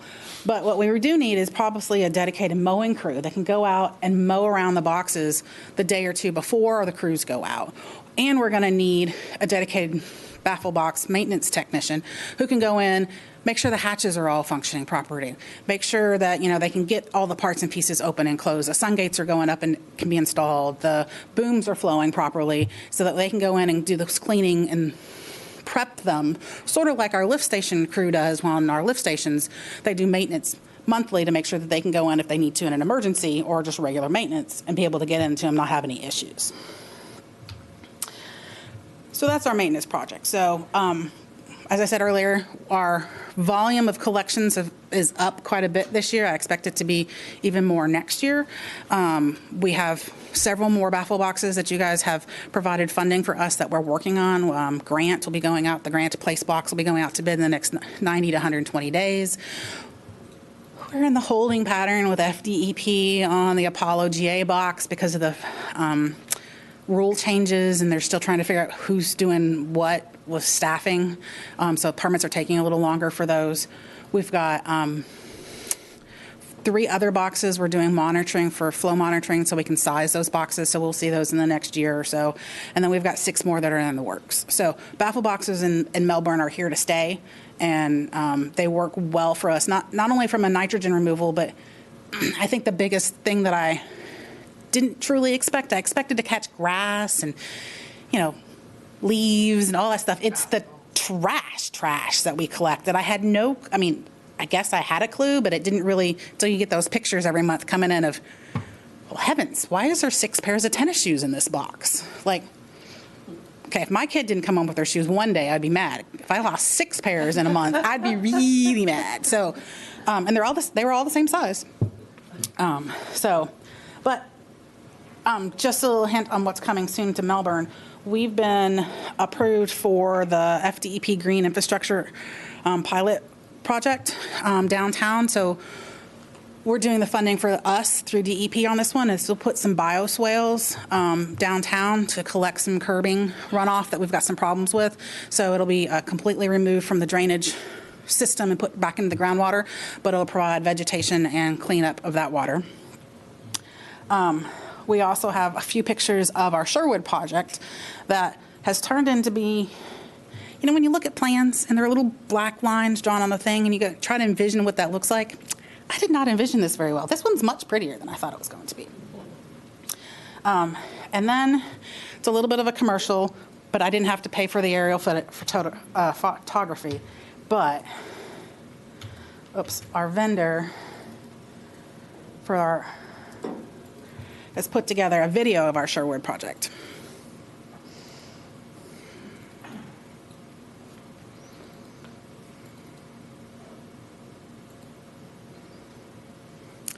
So the areas that are mostly holding water are our wet ponds that then spill over into our rain garden. So that front pond, that has a little water and all those plants in our rain gardens to polish the water that comes off as they overflow. That entire swale section was hardened so that because we had huge maintenance issues back there, it was just sloughing off, and every time we go out there, we'd had flooding problems. So we were able to bring the water from the subdivision and several areas that were untreated completely into these projects to be able to be either go through the baffle boxes or through the wet ponds that then get polished through the rain gardens. All of that water then discharges to the creek that becomes Otter Creek once it crosses underneath the railroad. Does it drain into there, or does it have to be a storm event? No, there's always water in it. So, Do you have figures on what that project's doing for the lagoon? I have just the base numbers. Our monitoring team will start in the next month or so. So it's part of our 319 grant funding project. We have to do a year's worth of monitoring. So we will have monitoring on both on all the parks, the baffle box, and then the rain gardens and the wet ponds. So we'll have some better numbers, but we haven't started. Do you have an engineer's calculation? I do, but I don't remember what it is. I'm sorry. It's like The Sorrel contract was around 600 pounds per year. yeah. It's a little higher than that because I think that was just for a small portion that Sorrel was paying for. So it's around that 3,000 pounds of nitrogen number because of the baffle box and then the polishing thing. But I can't remember exactly what the hard number is. I apologize. It is a lot of nitrogen. Baffle boxes are projected to pull out a lot of nitrogen. It's more trash for me right now because I'm just amazed at the volume of trash. But we are having fairly good results with our baffle boxes. Lorraine? Yeah, I was going to ask, well, I know the landscape's in its infancy here, but are those pathways that go around for passive recreation? So there are some truck routes around so that our vac trucks and our mowing crews can get in and out. The plan is once the vegetation is established and it's solid and it's construction, we will allow folks to be able to do some passive walking back through there. And the vegetation, what type of grasses are those planted? Our landscape architect used like 6 different types of grasses, and I could not tell you, again. And the idea you're keeping the grasses off of the actual shoreline? That's correct. We moved all of the regular bahia back up off the shoreline and allowed for more native grasses to be down there along to provide a littoral zone treatment area. David, yes.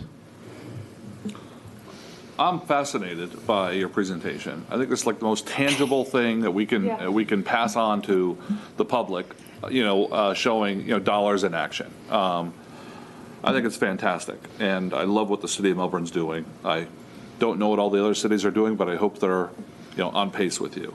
I wanted to ask about, you had mentioned street sweeping, and what you guys experience in your baffle systems. You go back and talk to your sweeping crew, and tell me, what that means for them. Is there more work for them? Are they helping? So we have a contract to do annual street sweeping, and so each of our streets gets swept once a month. Is that right? Once every 2 months. Sorry. So we do the north half of town on the even months and the odd half on the southern side. And then we have spot sweeping through our own sweeping crews. We have our own street sweepers. And so they do our downtowns every Friday. Part of it's the high-end foot traffic areas, O'Galley. We have a couple neighborhoods that we have a program with them when they go in to do major landscaping upgrades, trimmings, and things that we go out and specifically sweep that neighborhood so that there's not lots of grass clippings down in the inlets. But we do try to go out, and if we have an area that we're seeing a baffle box that we're seeing a lot of any one thing, be it Coke bottles, be it grass clippings, be it leaves, we try to figure out where that's coming from, and we try to help educate the neighborhood on, hey, we got a lot of grass clippings down here, and sometimes you can't control that. I mean, grass clippings is one of those things that they could just magically not just disappear, that would be great, because you can't control people and how they're going to do their grass clipping. Same thing with leaves. You can't control where all of those are going to go. But we try to go in and look at those neighborhoods. So if we've got a large oak tree neighborhood, like our downtowns, we try to hit those a little more frequently, especially during their leaf shed period. So you don't always have to street sweep the same schedule. It depends upon what's going on naturally. Now, I imagine, the street sweeping starts out as an aesthetic need, right? But you're collecting, a lot of organic matter. Do you know how much? Yeah, last year we collected over 1 million pounds of debris. In your street sweepers? There's no street sweeper program at all on Merritt Island, at all. It's non-existent.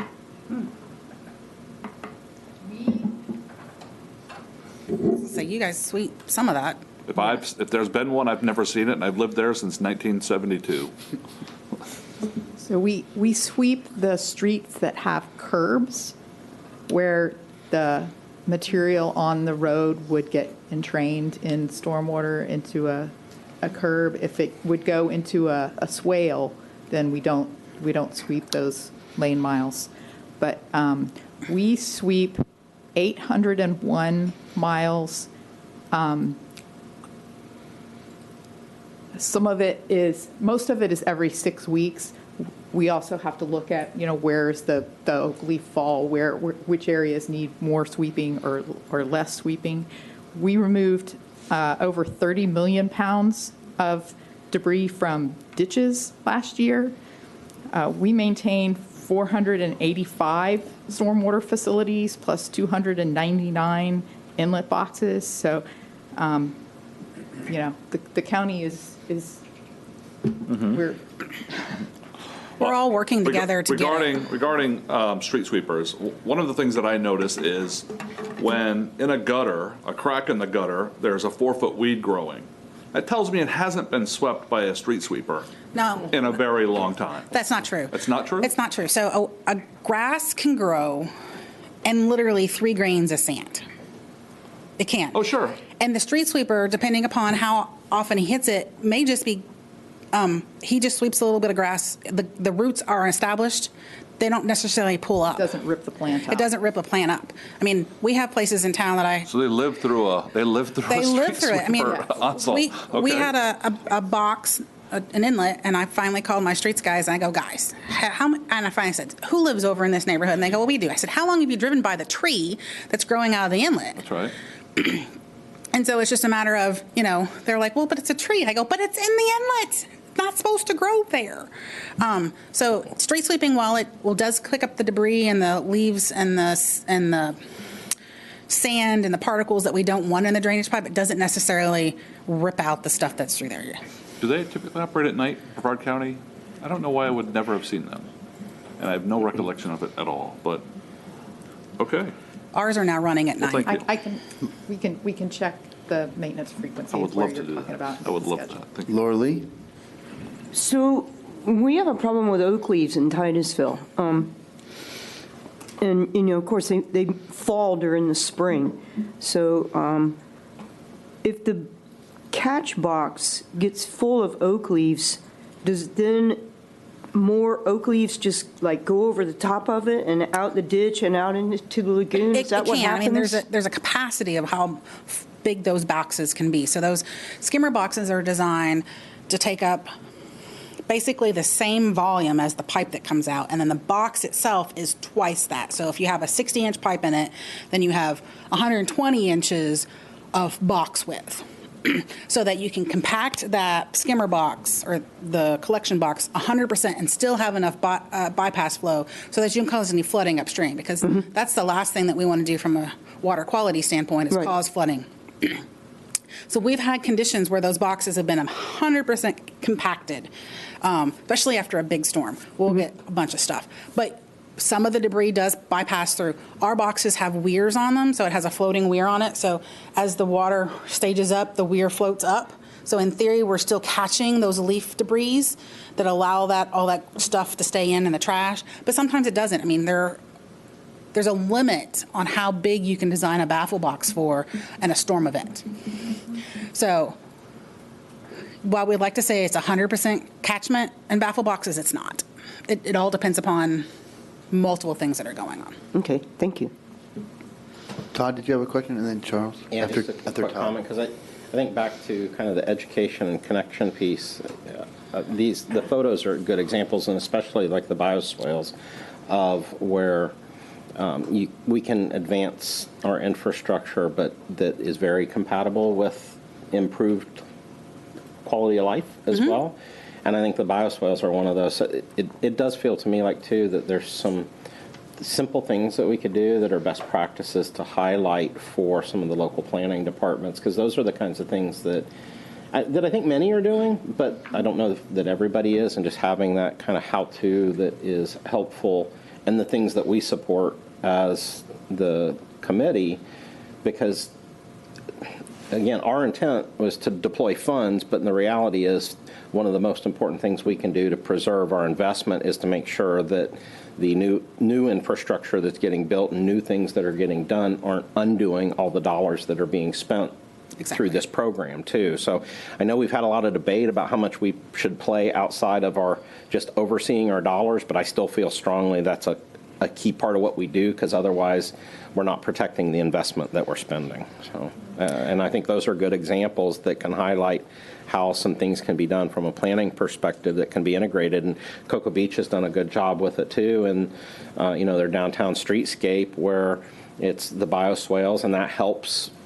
It helps reduce costs because they function as natural sediment capture. It's one of those true success stories of sustainability where you can get things that are lower cost, that are improved performance, that are attractive. But you got to make the commitment to move toward them. Hold on, Lower Lee. Charles. Danielle, great information, and you might have addressed some of this at the beginning of the Q&A, but are there monitoring done for the influent and the effluent from the baffle boxes to demonstrate how much nutrients are being removed? Only when I'm required to by grant funding. Monitoring's expensive. I mean, it's a really expensive thing to do. So, unfortunately, we don't have a lot of. We had some of our original boxes that had some grant funding on it, and so we did some monitoring on those. And to be very truthful, they didn't show that they worked very well. But part of it is they didn't take into account the material that was being removed out of the skimmer boxes, the big bulky stuff. But we still felt like it was an investment towards the lagoon that was worth the effort.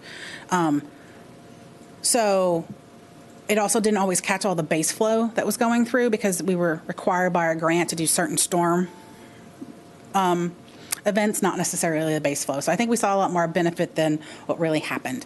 But we don't have any current monitoring that's going on there. We'll have some on the Sherwood box in the next year, but we don't currently have any. I'm sure the county has some on theirs, but... That's why I was looking back at Courtney, because we've just completed that 319 grant with a bunch. But so part of the problem is typically monitoring what's coming in is monitoring the water quality of what's coming in and what's going out. It misses, like Danny said, the solids, which is, right, you've got all these solids coming in that you're capturing that are not going out, that would have gone out to the lagoon and rotted and contributed nutrients and muck and whatever. So we do the water quality monitoring for the grants that require it. We do the solids monitoring of, what volume of solids are we removing, are we capturing from the system, and then, you do a few subsamples of what's the nutrient content of that, the solids that you're removing to capture, the big benefit. Yeah, we're required as part of our MS4 permit, our MPDS permit, to quantify how much volume of material from all of the systems that we remove. So we use different parts and pieces of different permits to meet all of our requirements to make sure that we're meeting our obligations of the BMAP. Lower Lee, did you have another question? Yeah, that Sherwood Park project is beautiful. Are you going to put BMATs in too? No. As an additional? We are not. No, we're going to leave the rain gardens the way they are right now. Mm-hmm. Part of the hope is that we won't have to go out and, other than just regular maintenance like mowing and weed removal occasionally, we won't have to touch this project from a park standpoint.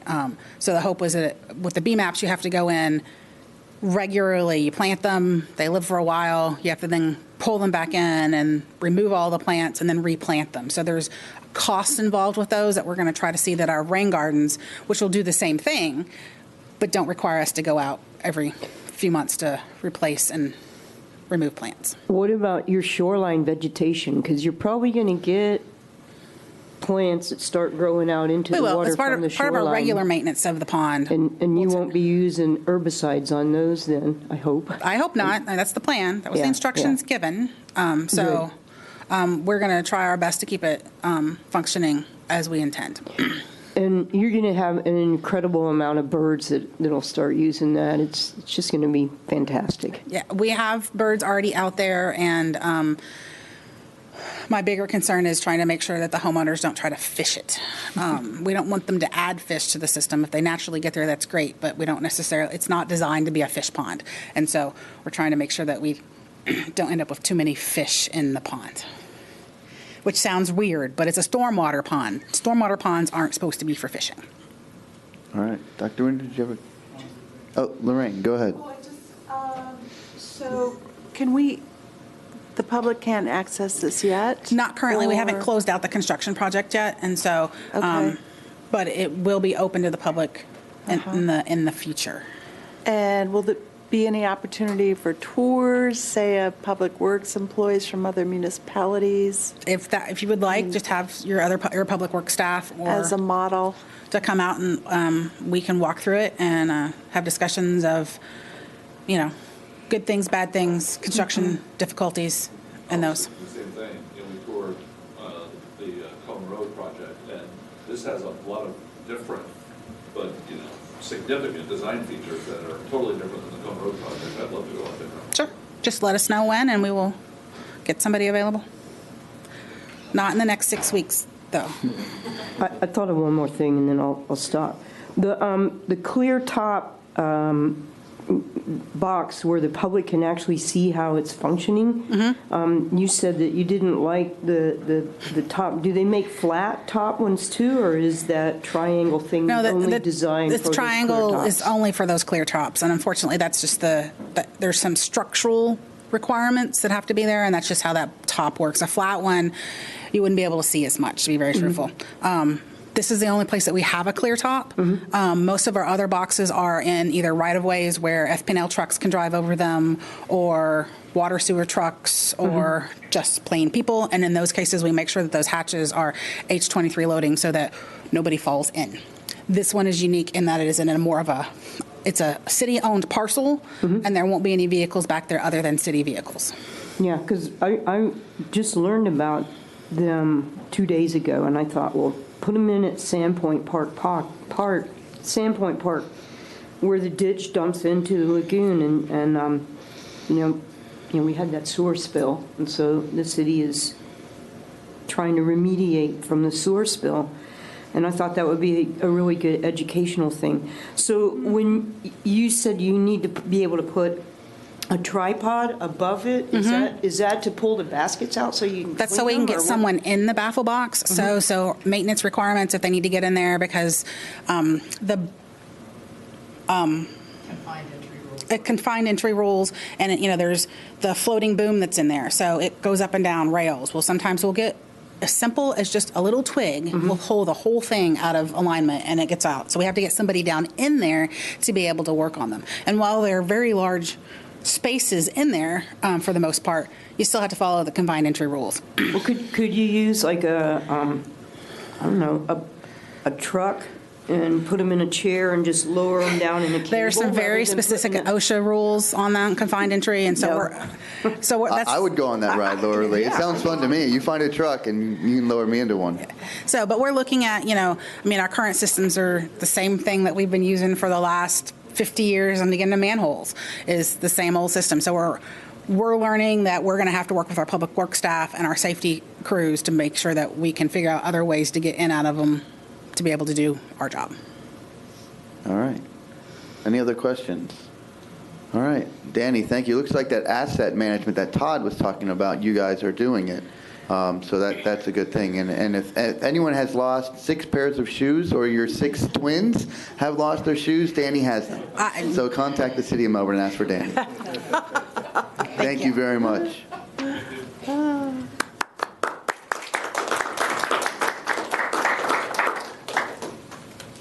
One of the things that she talked about, the bioswales and rain gardens, I think those 2 things are really underused in our community. And I know baffle boxes, they have to have a certain water table requirement, but bioswales and rain gardens don't. So I do think education on those things, as far as what the City of Melbourne has done to other areas, would be good. Brandon. All right, and now we have 2 videos for you. We're going to start off with our package plant that's being converted over to the sewer system. So this is Oak Point, and IT will be rolling that shortly.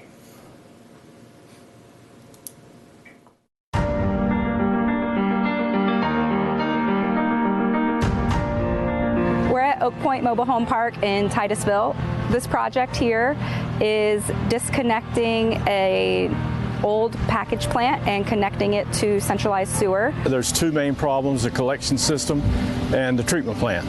The collection system is so old that it leaks, so the project that we're looking at now is to replace that system.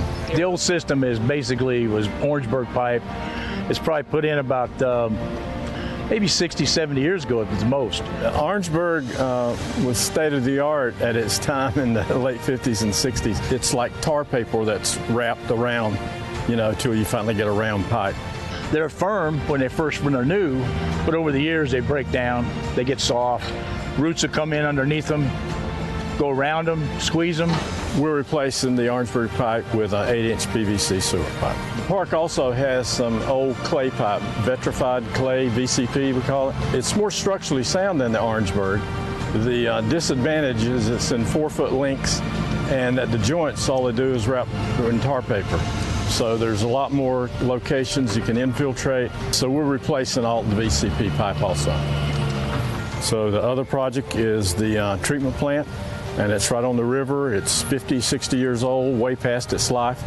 And so we're going to replace that with a pump station that will pump the sewage to the city of Titusville. The current package plant was built in the 1950s. It's degraded over time. Same with the pipes, the infrastructure, the pumps, everything has had to be replaced multiple times over the years. A lot of infiltration. The manholes are bad. They're all made of concrete and block. When you get a 4-inch rain, you might get 20 to 30,000 gallons in that plant. That plant's not rated for that much. That plant's rated for max probably 10,000 gallons a day. Well, the problem we have when we get too much rain is, number one, the plant gets washed out. And so it's a biological plant. So that means you have to seed it with some new bacteria to get it to work again. And then secondly, it can overload the RIB, the rapid infiltration basin. Probably 40% of the RIB berm that is adjacent to the Indian River. And so that's why it's so crucial. So this whole package plant is going to be demolished once that lift station is installed.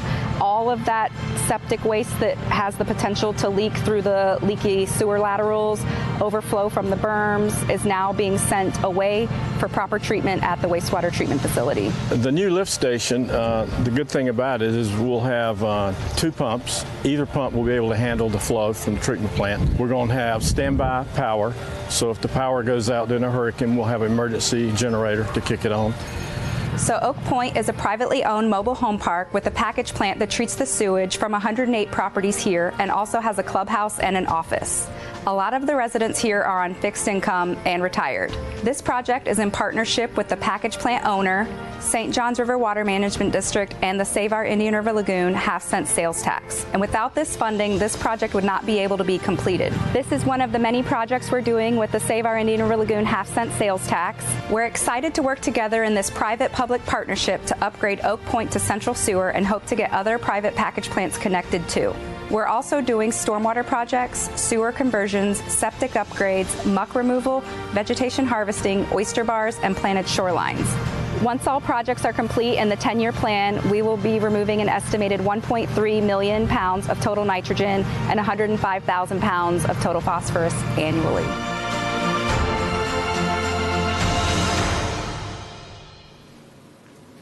All right. Great job. Okay, and now I think we have David's My Lagoon story? Correct. David Sherrier. He is the technology alternate.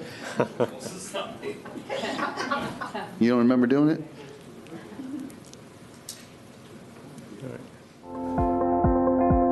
I've got a lot of great memories of being able to work and play on the lagoon. Taking the kids out fishing, finding these crown conch, collected about 40 or 50 of those as we found out they were predatory to oysters, and we steamed them and ate them. So that was a little bit of fun in being able to eat your environmental problem. My background is physics and philosophy and electrical engineering and generally problem solving. As I moved here, I had a new problem set to look at, and so the question was, is there something I could do to help make things better? I started doing some of my own investigation. I ended up seeing my first fish kill this last year. I'm seeing, these flounder floating. I'm seeing pufferfish dead, and I'm seeing crabs at the top of the pilings trying to breathe. And so I basically went to Ace Hardware. I got some sump pumps and some hardware and hoses and built a aerator system to oxygenate the region around the dock at least to keep them alive. That actually worked really well, and that got me interested in the idea of, okay, is there a way that you could create these little refugiums? So I got into bigger aerators and monitoring 24/7 of the lagoon. I re-landscaped the yard. I took out the grass from the 4 feet, put in stonescape, hardscape there. I've got oysters that I am growing and monitoring that are in cages out here. I basically wanted to get engaged in a way where I could understand what the problem is, at least at my own personal level, and then be able to connect with others. While I can do some little things on my own, the magnitude of the problem is such that by being able to help with the sales tax and getting people more involved, because the problem isn't gone. And so it seems like, by being able to serve on this committee with some incredible people that I've met, you can have a greater impact. It takes time to see these changes, and it's going to require lots of sustained support from people. Everybody owns this, both the beauty, the wealth, and the problems that we have created, and we need to work together to find solutions for it.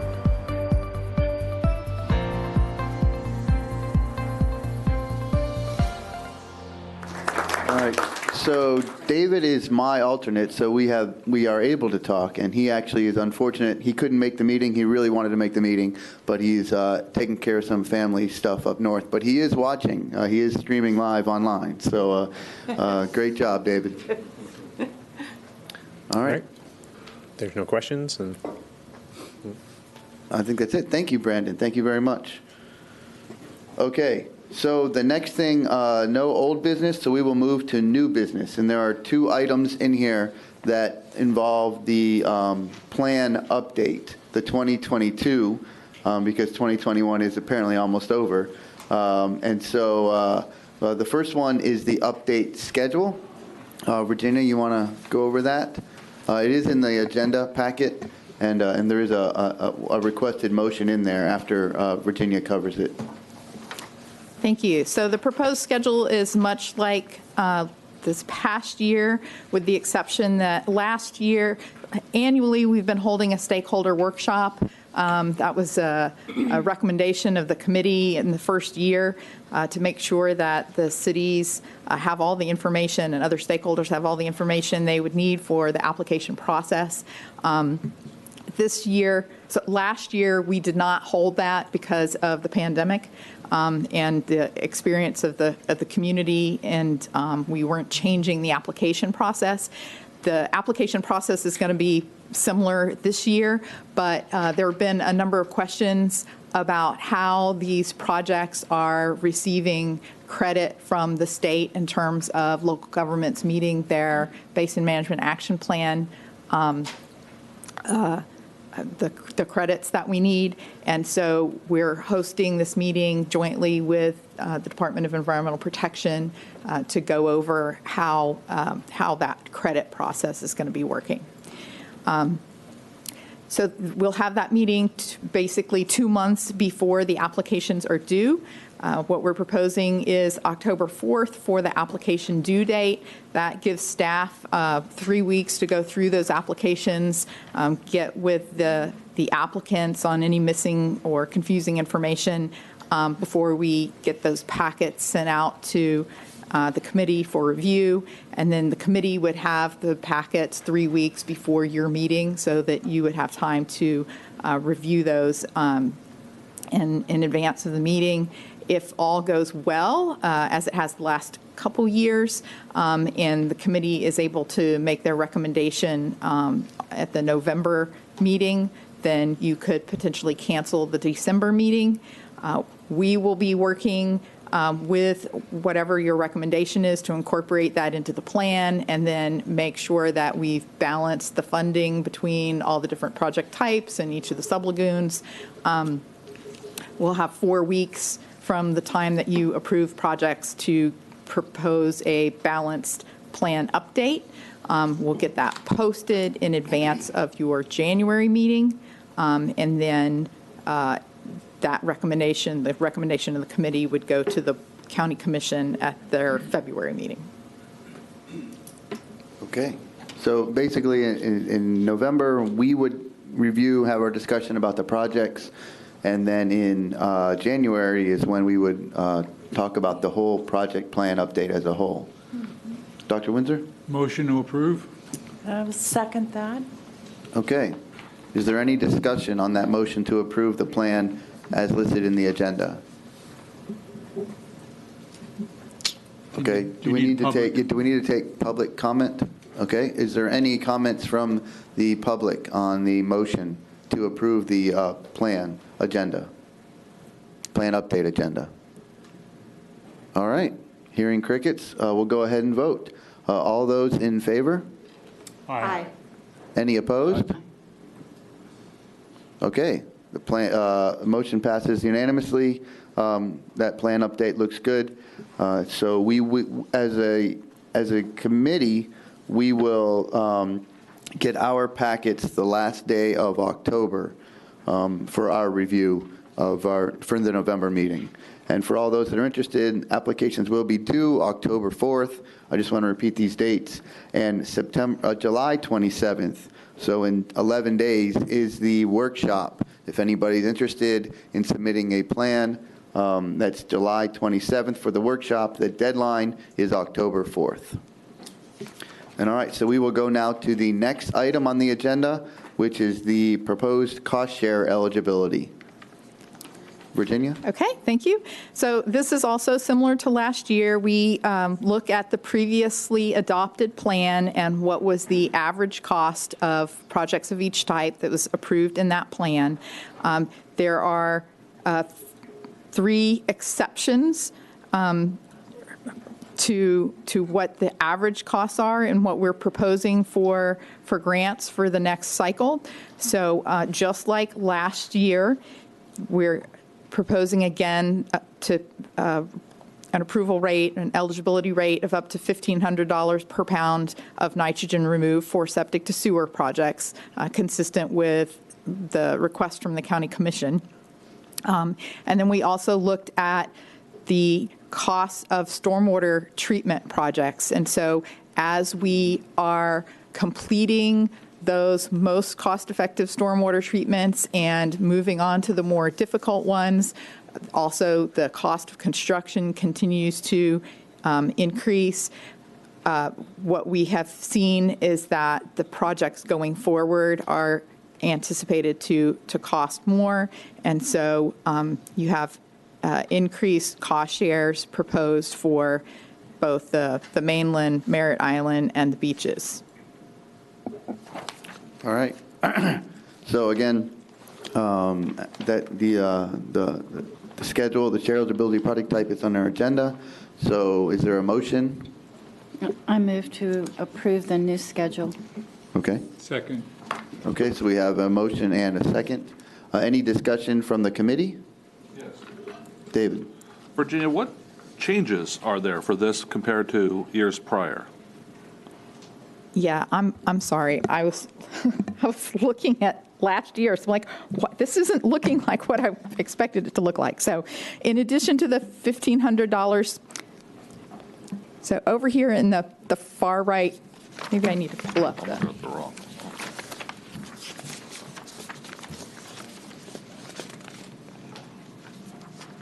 Do we have that? Yeah, it should be the last page. The last page of the agenda. Yeah, okay.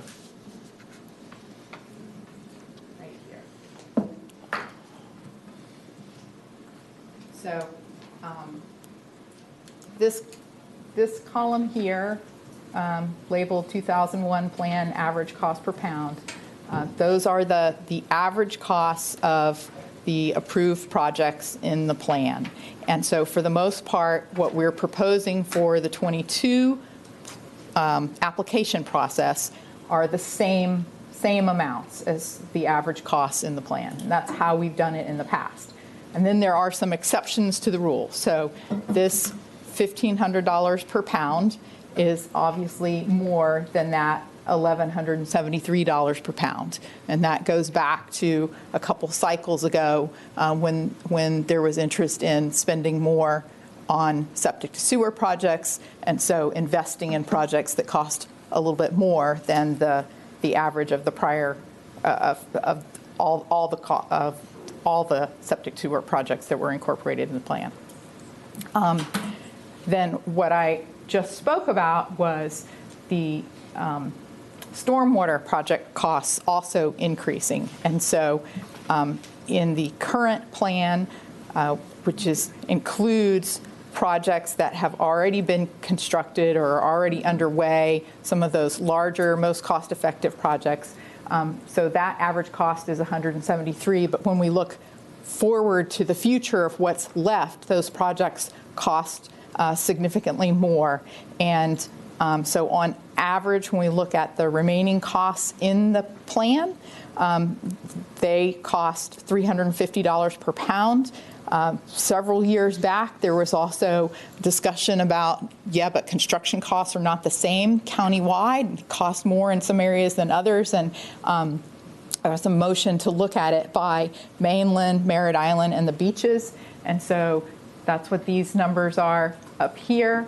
$313 for the mainland, $370 per pound on Merritt Island, and $446 a pound for the Barrier Island beaches. And then there is one other change, which we have some slides if we need those. So with the last plan update, there was a vote to offer these prorated grants for septic upgrades. And we have seen good uptake from those priority sites that received the postcards.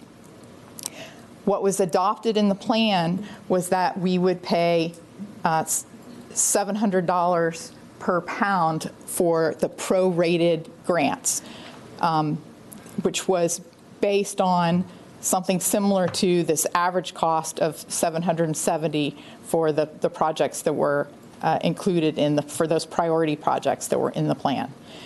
What we've found with that is at that rate, if people weren't identified as one of those priority projects, their loading is not high enough to get them a large enough grant to incentivize many of them to do the upgrade. It is cheaper for them to put in a conventional, replace with a conventional system, because our grant amount just isn't enough. So we crunched the numbers, and staff's recommendation is to offer $1,200 per pound.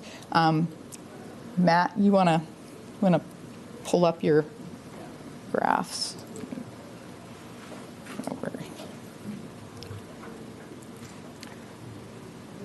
And so just as Virginia was saying, in the agenda, the cost share that's listed there for the stormwater is not accurate. It's not what Virginia was just saying. The numbers are higher than is in the agenda.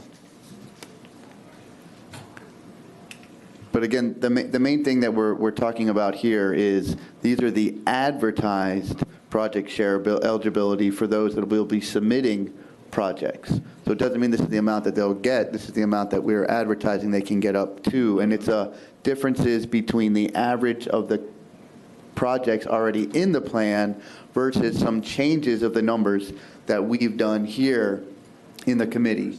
One of those being the septic removal that we went up to the $1,500, and then the others were stormwater based around the three different amounts that we set up for the stormwater. But these are looking at projects already in the plan that have been in the plan.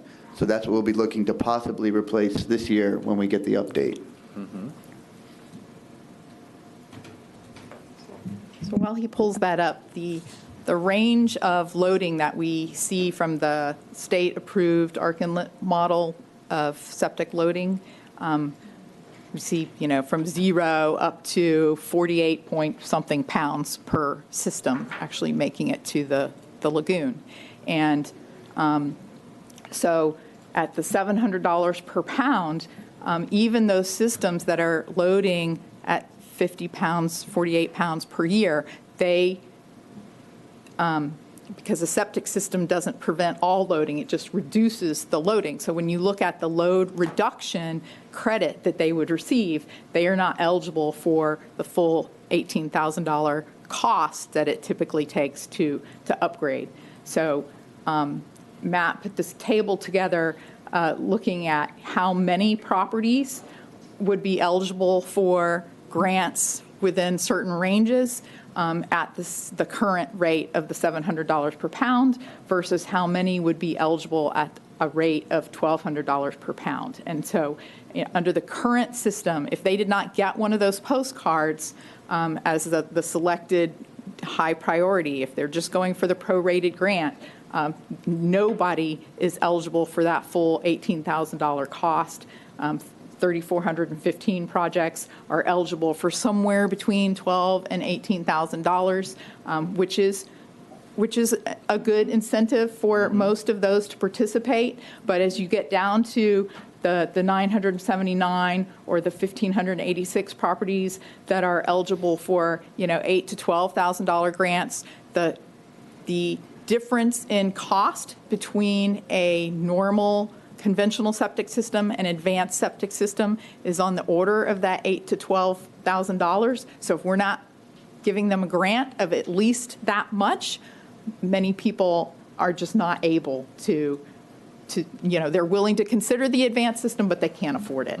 And so that's what Matt is encountering, on the phone, in email dialogue with the people. They want to participate, but they can't afford to. So we need to change the number. The 1,200 would, provide incentive for many more people to participate. And so those numbers across the bottom row there are the number of properties that would qualify for those different ranges of grant. How does that translate into financing? So yes, right, it will cost more for the total load reduction achieved, but if we don't have people participating and we're not getting a load reduction, then we're not succeeding. So we would have to do fewer parcels, or we would have to get more grant money. Now, we did succeed in a legislative appropriation this last session to cost share 50-50 on 50 of these. Yep. And we just applied yesterday for funding for 250 more. So we hope to be able to make up the delta with grants. Todd, do you have? Yeah, just to comment on that, I think that may be one of the places where we need to look at alternatives too, for not just grants, but similar to the financing approach that I mentioned. Because if there was a way to set aside a pool of money that put it on a tax assessment, and then as they pay their assessments, then it replenishes that account. It doesn't end up being a long-term cost to the government or the utility or anyone, but it does end up being helping manage a big hurdle, because a homeowner that might not be able to cough up $10,000 or even figure out how to finance $10,000 might be willing to put a agree to a $10,000 assessment over a 10 or 20 year period on their tax bill. and the local governments have the ability to do those assessments, and certainly they have the ability to do them regardless, and there's zero issue with doing them with a willing participant. Is 20 years normal? Is that something you see? There is no normal. That's what we do. You think about 20 years, it puts you in the same type of time frame as a mortgage, so it really, there's no rules on it. I mean, we see people that only need a couple years and they want to knock it out in a shorter time period. We see others that want the full 20. But it does make, you think about $10,000 over, not factoring any interest. If you do it over 10 years, then it's $1,000 a year, so you're under $100 a month. So it's yeah, $15,000 at 20 years is $62.50 a month, no interest. Yeah, so it's something that becomes more manageable for some, to put it in the realm where it's reachable for people. Okay. So is there any further discussions or questions on that? Laura Lee, yes. So if a homeowner obligates themselves for paying back a 20-year thing, if they sell their home, does that debt get passed on to the person that buys the home? Depends on the agreement. Again, we are structuring our agreements where, yes, it would be due and payable at the transaction. That way, we're not, it's a means to go ahead and collect it. If it does sell, and whoever's buying it, if they know that debt is there, that they're typically going to be going for a mortgage or going for payment, so it's a logical transition point to allow them to make that conversion. So that is how we're structuring our repayment obligations. But again, it doesn't have to be. It could be transferable to a new owner and just continue with the payment obligation.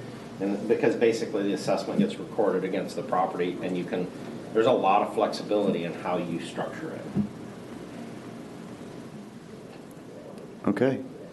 Okay, so is there a motion or questions, Dr. Windsor? Well, we have a motion on the floor on this. Oh, I'm sorry, that's correct. But I need to go back and address the motion for a second. The table that's in our agenda has an error on it, correct? Or it's not updated to reflect? There are four changes. It's missing a column, I think. No, there are four number changes on the one on the table. One of them would be the septic system upgrade number is now going to go from 770 to 1,200. And then the three separate costs by stormwater by location, Virginia, that was 363. I can't remember the other two. That's the same one.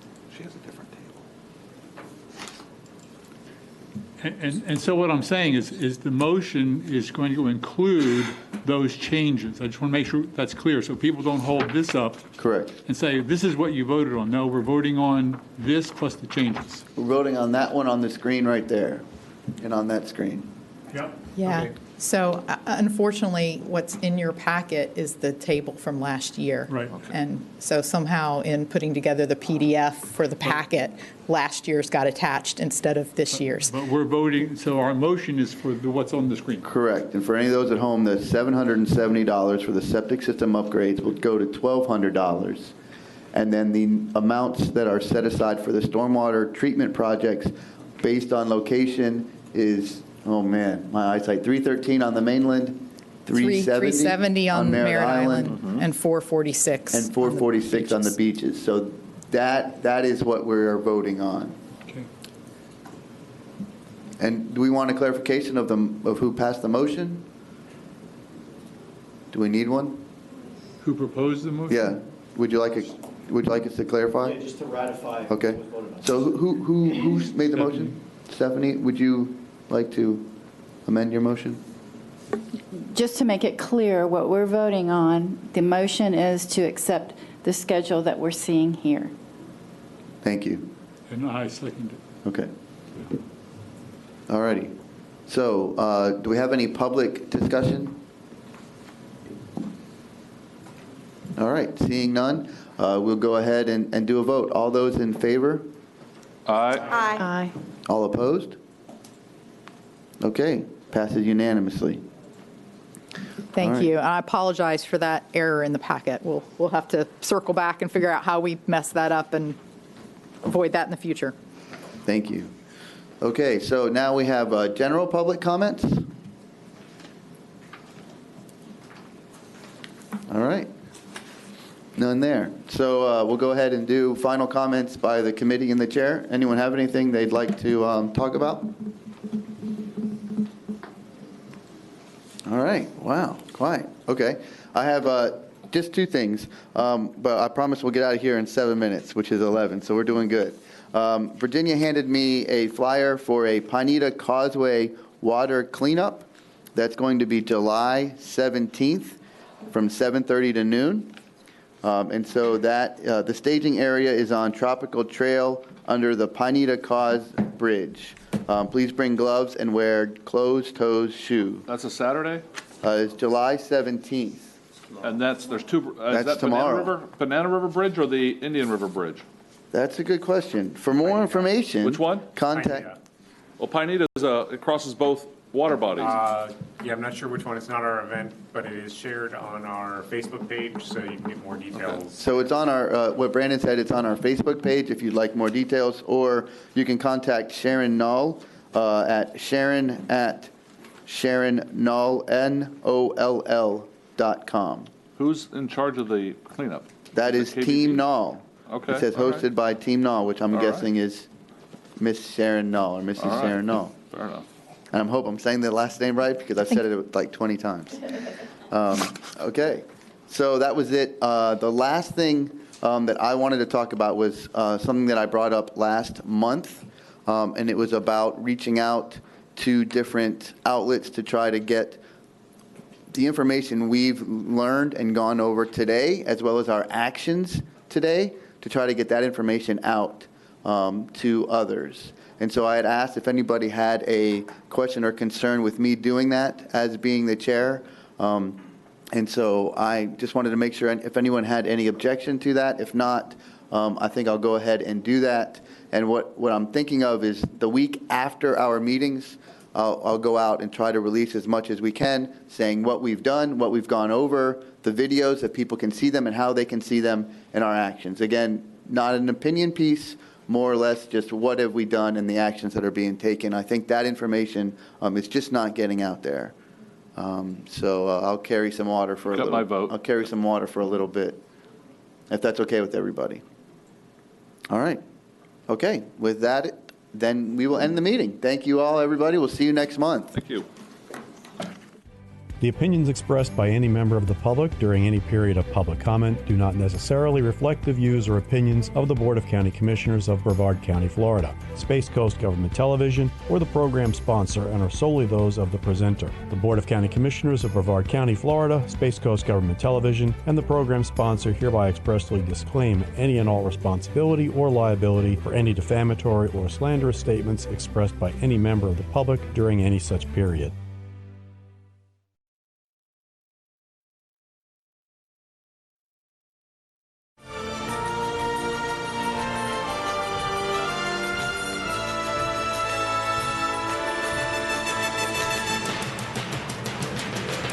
As mentioned, it was popular when first announced. Now the Florida Restaurant and Lodging Association hopes the industry can keep cashing in. We're experiencing strong demand right now. We're unsure whether that will sustain. At La Tiendita Mexican restaurant in the capital city, Deisha Torres says they're adjusting to the new law. I'm filling this gallon with sangria to go. Bottles and mixed drinks have to be in tamper-proof sealed containers, and drink sizes are capped at 32 ounces. If you're the one picking it up and it is your order, then we would ID you to make sure you know you're of age. Mainly when it comes to big parties, we get they buy the gallon, 3 to 4 gallons of it. In order to qualify to sell alcohol drinks to go, the restaurant had to expand its dining area. That's why they built this outside. By law, restaurants are required to have at least 2,500 square feet of dining area and have a minimum capacity of at least 150 people. The sale of alcoholic beverages, along with buying food, is not only beneficial to restaurants, but also to the state's revenue. One of the first things Floridians see now when they open the Uber Eats app is the promotion of alcohol to go. Any additional sale is going to create additional sales tax revenue for the state. And there's also additional revenue associated with alcoholic beverages because they are taxed additionally and separately from just sales tax. While the bill sponsors say this ultimately aims to increase the financial success of existing establishments and encourage the development of new businesses. This was a huge initiative, and I know it was important to my district and Polk County and Osceola counties. And for us to be able to put this into law to where our restaurant owners can continue to thrive and recover during this pandemic and allow consumers to have this choice is a huge deal. In the end, the industry needs more workers. We are experiencing, as has been well reported, a staffing shortage in our industry, both on the food and lodging sides.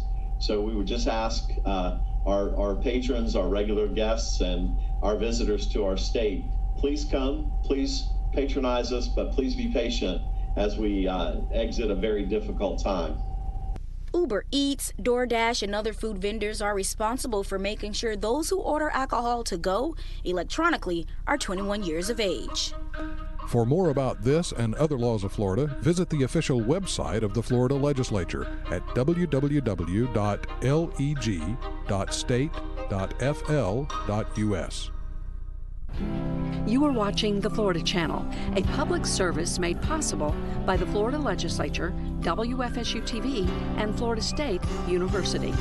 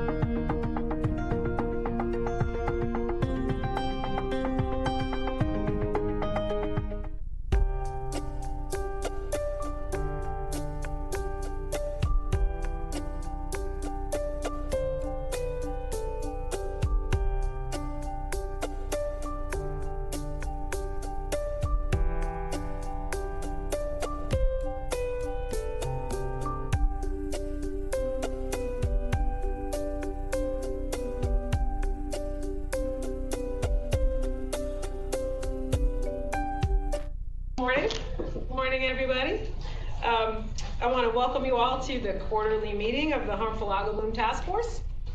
My name is Leanne Fluell. I am a section leader here at FWC's Fish and Wildlife Research Institute. I'm also currently the chair for the Harmful Algal Bloom Task Force. This is our first meeting back together since December of 2019. And I'm so excited that we're all in the same room. It's been really hard, I think, challenging to do this virtually.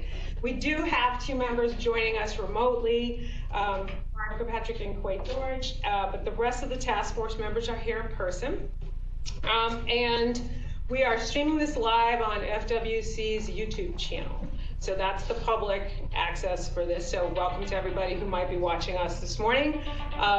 As always, I want to point out that if you're viewing and you want to make a comment, you can send those comments to our website. You can see it on the screen right now. It's myfwc.com/have-task-force. There's a button right there to submit a comment, and it will make sure it goes to all members of the task force.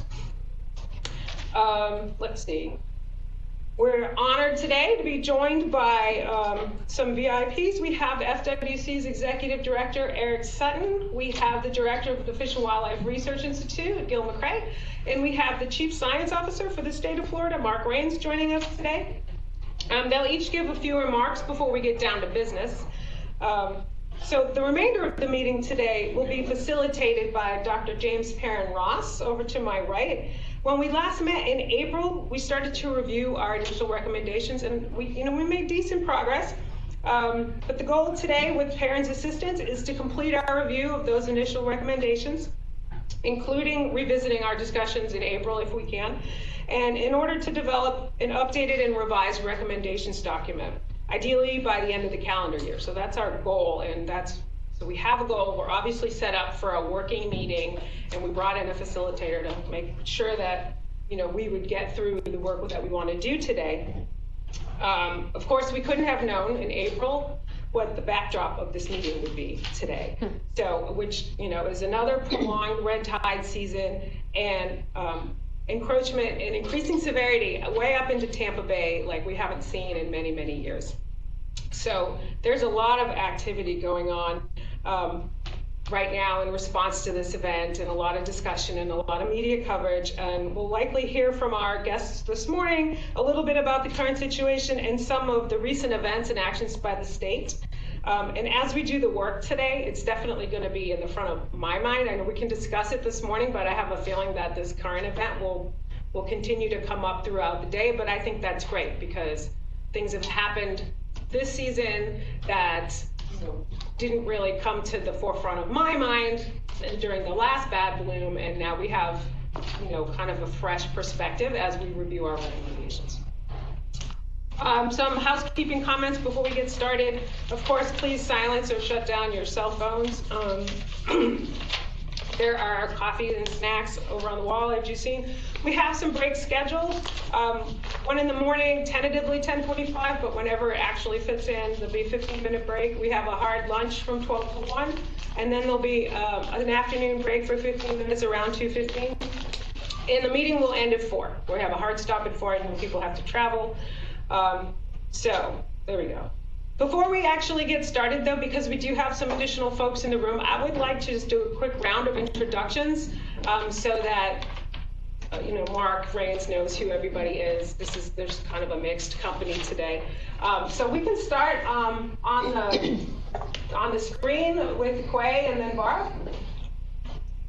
So I am Quay Dorch, a contractor for NOAA, the senior HAB scientist, and I used to supervise the competitive research programs for HABs at NOAA. And good morning, I'm Barb Kirkpatrick. I'm the Executive Director for the Gulf of Mexico Coastal Ocean Observing System Regional Association. Have done a couple decades worth of work on bryotoxins and human health. And I'm actually have lived in Sarasota for I think 30 years. And so the impacts to a community are really near and dear to my heart. You want to start with Rhonda? Sure. Rhonda Watkins, Collier County. I coordinate the local red tide monitoring and response for Collier County, which includes the smaller city of Naples, the city of Marco, but we work well together to coordinate all our efforts. So. Dave Whiting, Florida Department of Environmental Protection. I'm a Deputy Division Director in our Division of Environmental Assessment and Restoration. I'm over our laboratory programs and water quality standards. Dwayne DeFries, I'm the Executive Director of the IRL Council, an independent special district of the state of Florida and host of the Indian River Lagoon National Estuary Program. My name is Rick Clark. I work for the Florida Department of Health out of Tallahassee, and I have a multitude of duties, some of which include pesticide evaluation and review committee at DAX, and then I do all the harmful algal bloom work and manage 3 different contracts with the universities to do public health research on red tide and blue-green algae exposures. And we kind of have a lot of things going on, but I'm really pleased to be here today and looking forward to the meeting. I'm Jill Flager. I'm with the Florida Department of Agriculture and Consumer Services. And I'm the administrator over the Shellfish Harvest Reclassification Program. And so part of that, especially in Southwest Florida, is monitoring and opening and closing the shellfish harvesting area in the state.